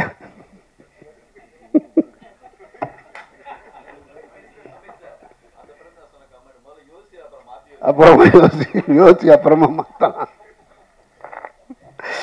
சாரி சார் நெக்ஸ்ட் டைம் பண்ண சார், நெக்ஸ்ட் டைம் அப்புறமா. அப்புறம் ஒரு முறை ஜிஆர்டி ஹோட்டலில் உட்காந்துருக்கேன், அங்கே ஒருத்தரோடு உட்காந்துருக்காரு. நான் சாப்பிட உட்காந்துருக்கேன், வேகமாக வந்துட்டார். வந்த உடனே யார் இன்னும் தானே சார் இப்போ தான் ஒரு ப்ரொடியூசர் செட் பண்ணிக்கிட்டு இருக்கேன் அப்படின்னு.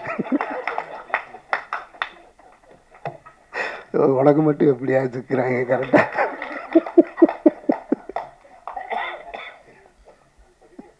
அவர்கிட்ட என்ன சொல்லிட்டு வந்தாருன்னு தெரியாது என்னைய பார்க்க. அவர்கிட்ட போய் உட்காந்து அவர் ஒன்றே என்கிட்ட கேட்டார். அவர் ஒன்று என்னை பார்த்த உடனே சார் அமீர் சார்னா சார் வணக்கம் சார், பேசிகிட்டு இருக்கேன் சார், நாங்கள் எப்படியும் பண்ணிடுவோம் சார்னாரு. சரி ரைட்டு. இப்படி ஒவ்வொரு படம் பண்ணும்போது அப்போ நான் சொல்லுவேன், படம் முடிஞ்சதுக்கப்புறம் சார் பார்த்தீங்களா சார் படம்னார். போயா ஏதாவது சும்மா அப்படி பண்ணிட்டு. எனக்கு என்னென்னா சினிமாவில் வாய்ப்புகள் எப்போவாது, இதே கோடம்பாக்கத்தில் 1,00,000 பேர் தெரியுறான் வாய்ப்பு கிடைக்காம.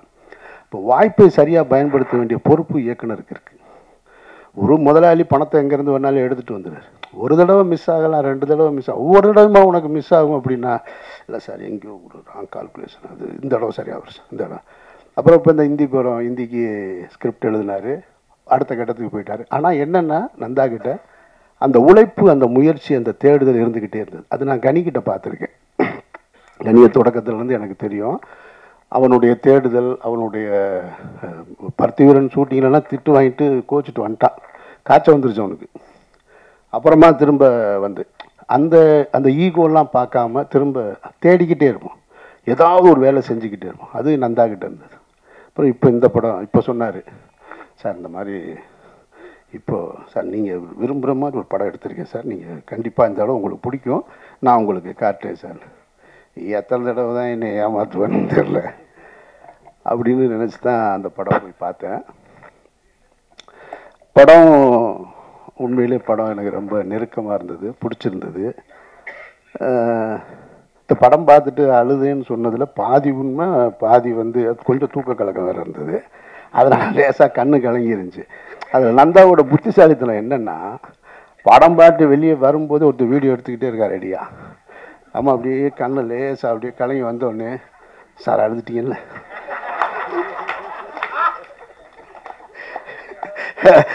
இப்போ அந்த வீடியோ வேற எடுத்துக்கிட்டு இருக்கான். இல்லைன்னு சொன்னால் என்ன ஆகுது?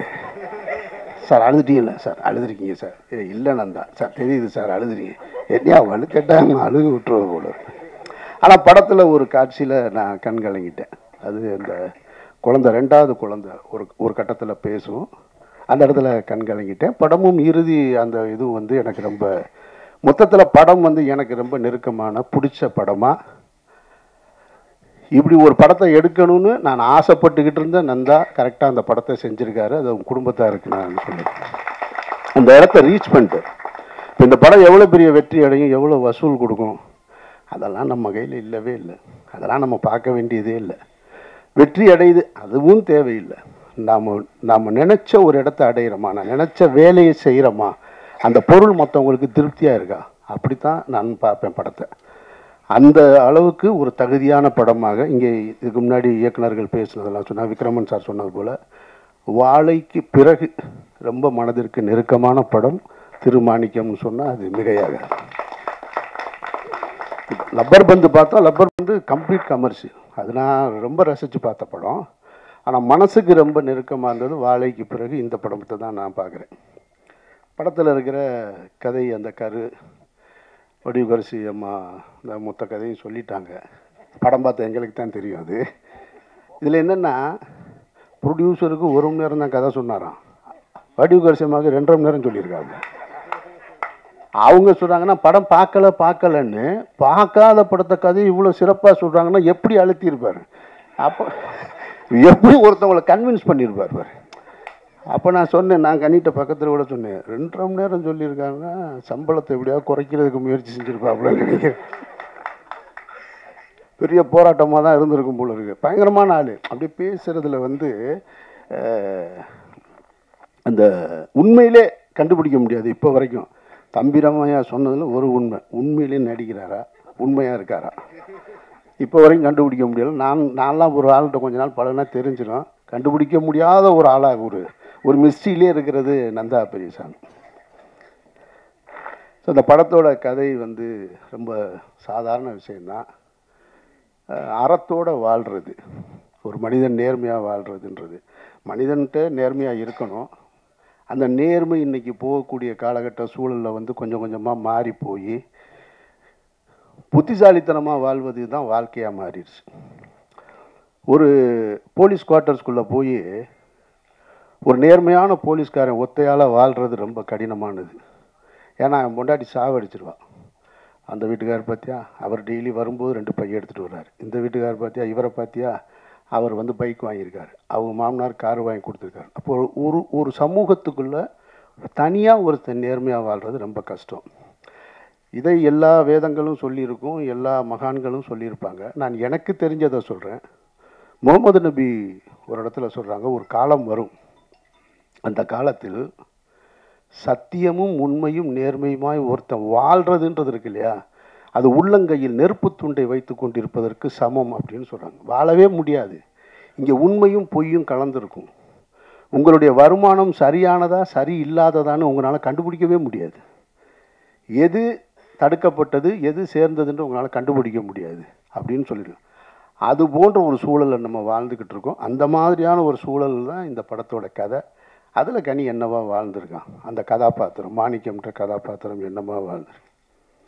இந்த படத்தை பார்க்கும்போது 2 விஷயம் எனக்கு பழைய விஷயங்கள் நினைவுக்கு வந்ததில், நம்ம தவறு செஞ்சுருப்போம், சின்ன வயசில் நிறைய தவறு செஞ்சுருப்போம். வீட்டில் கூட திருடி இருப்போம்னு வச்சுக்கோங்களேன். வீட்டில் திருடுறதெல்லாம் கணக்கில் வைக்க முடியாது, அது நம்ம வீடு.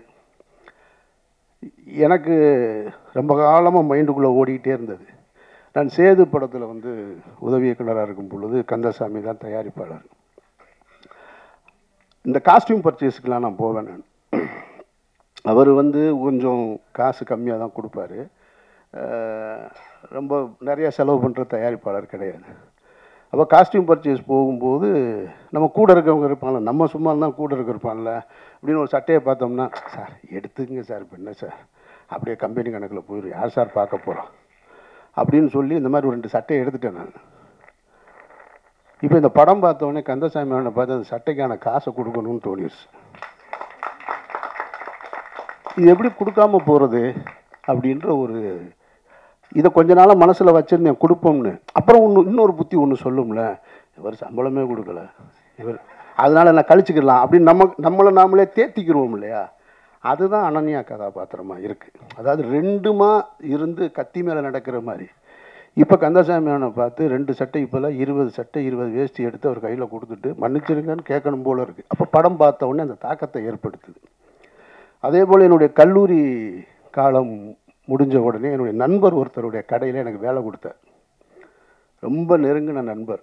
அவர் பேர் வந்து தாளமுத்து. அப்போது சிகரெட்டுக்கு காசு வேணும் இல்லையா, சிகரெட்டுக்கு காசு இல்லாமல் அப்போ மதுரையில் அந்த கீழமாசீதி பஜார் இருக்கும். அந்த பஜாரில் பார்த்தீங்கன்னாக்க சில்லறைன்னு தனியாக கொண்டு வந்து கொடுப்பாங்க. சில்லறை கிடைக்காது. இந்த 4 8 எல்லாம் சேர்த்து வச்சு ஒரு பொட்டமாக கட்டி கொடுப்பாங்க. அது லிங்குசாமிக்கு தெரியும்னு நினைக்கிறேன். இந்த மாதிரி சில்லறை கொண்டு வந்து கொடுத்தா அதுக்கு ஒரு கமிஷன் கொடுக்குறது. அந்த மாதிரி வாங்கி சில்லறை வாங்கி வைப்பாங்க. அப்போ சிகரெட்டுக்கு காசு இல்லைன்னா என்ன செய்வேன்னா, அப்படி பீரோவில் சில்லறை போட்டுன்னு இருக்கும் அப்படின்னு ஒன்று எடுத்துகிட்டு கிளம்பிடுவேன் நான். அது ஒரு 25 ரூபா 4 நாவாக இருக்கும். கொண்டு போய் 4 நாவாக கொடுத்து கிங் சைஸ் தான் வாங்கி குடிக்கிறது. திருண்ண காசுலேயே கிங் சைஸு. இப்போ அதையும் யோசிக்கிறேன் நான். இப்போ அந்த நண்பர்கிட்ட போய் சொல்லணும், அப்போ அவங்க கடையில் நான் சில்லறை காசு திருடி இருக்கேன், சத்தியமாக அவங்ககிட்ட நான் திருப்பி கொடுத்துட்டு இல்லைன்னா மன்னிக்கவாது செய், 2ல் ஏதாவது ஒன்று அப்படின்னு. இப்போ நான் இதை ஏன் பொது இடத்துல சொன்னால், இது 2யுமே அவங்க பார்க்கணும். அதனால தான் இந்த படத்தை பார்த்துட்டு நான் தனியாக அவங்கக்கிட்ட போய் சொல்லியிருக்கேன். எனக்கு இந்த இடத்துல சொல்கிறது சரின்னு தோணுது எனக்கு. அதனால தான் நான் இந்த இடத்துல சொல்கிறேன். அப்போது ஒரு மனிதன் தன்னை உணரணும், என்னவா வாழணும். வறுமையில் நேர்மையாக வாழ்கிறது இருக்குல்ல, அதுதான் இருக்கிறதுலே கஷ்டம். அப்படி வாழ சொல்லி கொடுக்குற படம் தான் இந்த படம். அது அப்புறம் வடிவுக்கரசி அம்மா அவங்கள நான் வந்து ஒரு 82 83 காலகட்டத்தில் சிகப்பு ரோஜாக்கள் பார்த்தேன் மதுரை சக்தி தேட்டரில். கமலஹாசன் ரசிகர், அதனால் நாங்கள் போய் உட்காந்துருவோம். நமக்கு என்னென்னா, இப்போ சின்ன வயசுலேருந்து கமலஹாசனை ரசிப்போம், ஆப்போசிட்டில் இருக்க ஹீரோயினை பிடிக்காது, கமலஹாசனை மட்டும்தான் அவர் ரசிக்கணும். அதில் உங்களுக்கு தெரியும் ரசிகர்கள்லாம் அந்த படத்தில் திரைப்படங்களில் வில்ல வந்து ஹீரோவை ரஜினி சாரையோ கமலஹாசனையோ திட்டினா இங்கே கீழேருந்து ஆடியன்ஸ் பூரா திட்டுவோம் நாங்கள் அந்த சின்ன வயசில். அது மாதிரி அவங்களுக்கு அதான் முதல் படம்னு நினைக்கிறேன் நான். ஒரு ரோஸ் கலரு ஒரு சில்க் ட்ரெஸ் மாதிரி போட்டிருப்பாங்க. ஃபஸ்ட்டு இன்ட்ரொடக்ஷன் ஷாட்டு, இன்டர்வியூக்கு வந்திருப்பாங்க. கமலஹாசன் சாரை ஒரு பொருட்டாகவே மதிக்காமல் அப்படி உட்காந்துருக்கு ஒரு கேரக்டர். எனக்கு இப்படி பார்ப்போம், யார் இந்த பொம்பளை, என்ன தனாவட்டு தலைவர் முன்னாடி இப்படி உட்காந்துக்கிட்டு அதில் சிகரெட்டு அப்படிம்பாரு அப்படின்னு அவர் சிகரெட்டுன்னு கேட்ட உடனே டக்குன்னு வாங்கிட்டு அப்படியே. அதுக்கப்புறம் பார்த்தா முதல் மரியாதையில் சிவாஜி சாரை அவ்வளவு அப்படி போகிற போக்கில் கையில் தள்ளுறது இருக்கு இல்லையா, அப்படி நடித்த ஒரே ஆர்டிஸ்ட் அவங்க தான். மிரண்டு போனேன் இந்த 2 படம், 2 ஆளுமைகளை. காலம் சினிமாவும் எவ்வளோ விசித்திரமானது பாருங்கள். அந்த படத்தை எடுத்த 2 படத்தையும் எடுத்த பாரதி ராஜா சார் இந்த படத்தில் அவங்களுக்கு ஜோடி அவங்க நடிச்சிருக்காங்க. நான் அப்படியே இதை பார்க்கும்போது எனக்கு அதெல்லாம் ஞாபகம் வந்துச்சு. சார் சினிமா எவ்வளோ, இந்த ஆர்ட் எவ்வளவு நம்மளை கொண்டு வந்து எப்படிலாம் கொண்டு வந்து மாற்றி கொண்டு வந்து நிறுத்துதுன்னு. ஸோ அதனால் அவங்க சொன்ன மாதிரி ரவிமரியா சொன்ன வார்த்தை ரொம்ப உண்மை. நாசர் சாரும் பாரதி ராஜா சாரும் வந்து குறைவாக நடிச்சிருக்காங்க, ஆனால் மனசில் நின்றுட்டே இருக்காங்க 2 கேரக்டருமே. Bharathi Raja sir ultimate, பிரமாதப்படுத்திட்டார். அவருடைய தவிப்பு உண்மையை சொல்லணும்னா, அவர் இயல்பாக மேக்கப் இல்லாமல் இருக்கார். இல்லைன்னா ஒரு ஜீன்ஸ் பேண்ட்டு போட்டு ஒரு ஜர்க்கினை போட்டு ஒரு டிஷர்ட்டை போட்டு இருப்பார் இல்லையா. இதுதான் பாரதி ராஜா சார், அவ்வளவு இயல்பாக. பாரதி ராஜா சார் நல்லா நடிப்பார்னு எனக்கு தெரியும். அவருடைய குற்றப்பரம்பரை கதையை வந்து எடுக்கிறதுக்காக என்கிட்ட அவர் வந்து தாத்தா நான் பேரன் இதை நடிக்கிறதுக்காக என்கிட்ட நடித்து காமிச்சார் ஆஃபீஸில் உட்காந்து. மறண்டு போயிட்டேன் நான் அவர் நடித்து காமிச்சதை பார்த்து. பிரமாதமாக நடித்தார். அந்த பேக்காமன்னு ஒரு கேரக்டர் இதில் வந்து வாழ்ந்துட்டார். ரொம்ப சின்ன கதாபாத்திரம், அந்த தவிப்பு அந்த ஏக்கம் அதெல்லாம் பிரமாதப்படுத்திட்டாங்க. அப்புறம் அனன்யா, அதாவது அவங்க இப்போவும் வந்து ஒரு காலேஜ் போகிற ஒரு ஹீரோயின் மெட்டீரியலாக தான் இருக்காங்க. ஆனால் 2 குழந்தைக்கு அம்மாவா ஒரு தவிப்போட அந்த பதட்டத்தோட எல்லா சீனுமே ரொம்ப சிறப்பாக இருந்தது, ரொம்ப நல்லா இருந்தது. ஸோ பாக்கி சின்ன சின்ன கேரக்டர் தம்பிராமே அண்ணன் அப்படின்னு வந்தாருன்னா உள்ளே வரும்போது இந்த ராஜாதி ராஜாவில் இன்ட்ரோடக்ஷனில் ரஜினி சார் வருவார்ல ஒரு கோட் சூட்டோட காரில், அந்த கேமரா மட்டும்தான் இல்லை, அதே மாதிரி கேமரா இருக்கிற இதுலேயும் இல்லையா பேகு அதே மாதிரியே வந்து இறங்கியிருக்காரு. லண்டன் ரிட்டனா யூகே ரிட்டனு, ஆமாம் யூகே ரிட்டன் ஏதோ ஒன்று சொல்கிறாரு. எல்லாருமே சிறப்பாக பண்ணியிருக்காங்க. படம் ரொம்ப நிறைவான ஒரு படமாக இருக்குது. படம் பார்க்கும்போது எனக்கு தோணுச்சு, இது நந்தா படம் மாதிரியே இல்லையே. ஷார்ட்ஸ் எல்லாம் ரொம்ப நல்லா இருக்குது. ஷார்ட்ஸ் எல்லாம் ரொம்ப டைட்டில் கவனிக்காமல் விட்டேன். நான் எப்படி கவனிக்காமல் விட்டேன்னு தெரில. ஷார்ட்ஸ் எல்லாம் அவ்வளோ அழகாக இருக்குது, ரொம்ப ஸ்டைலிஷாக இருக்குது, ரொம்ப டெப்த்தாக இருக்குன்னு. இப்போ தான் இங்கே வந்ததுக்கப்புறம் தான் இந்த இது கடைசியில் என் தம்பி சுகுமார் தான் கேமராங்க பிரமாதப்படி. நான் படம் பார்க்கும்போது நினைக்கிறேன், நான் இவ்வளோ நல்லா இருக்கு, இதெல்லாம் எடுக்க மாட்டாப்ல நம்மால் அப்படின்னு பிரமாதப்படுத்திட்டான் சுகுமார்.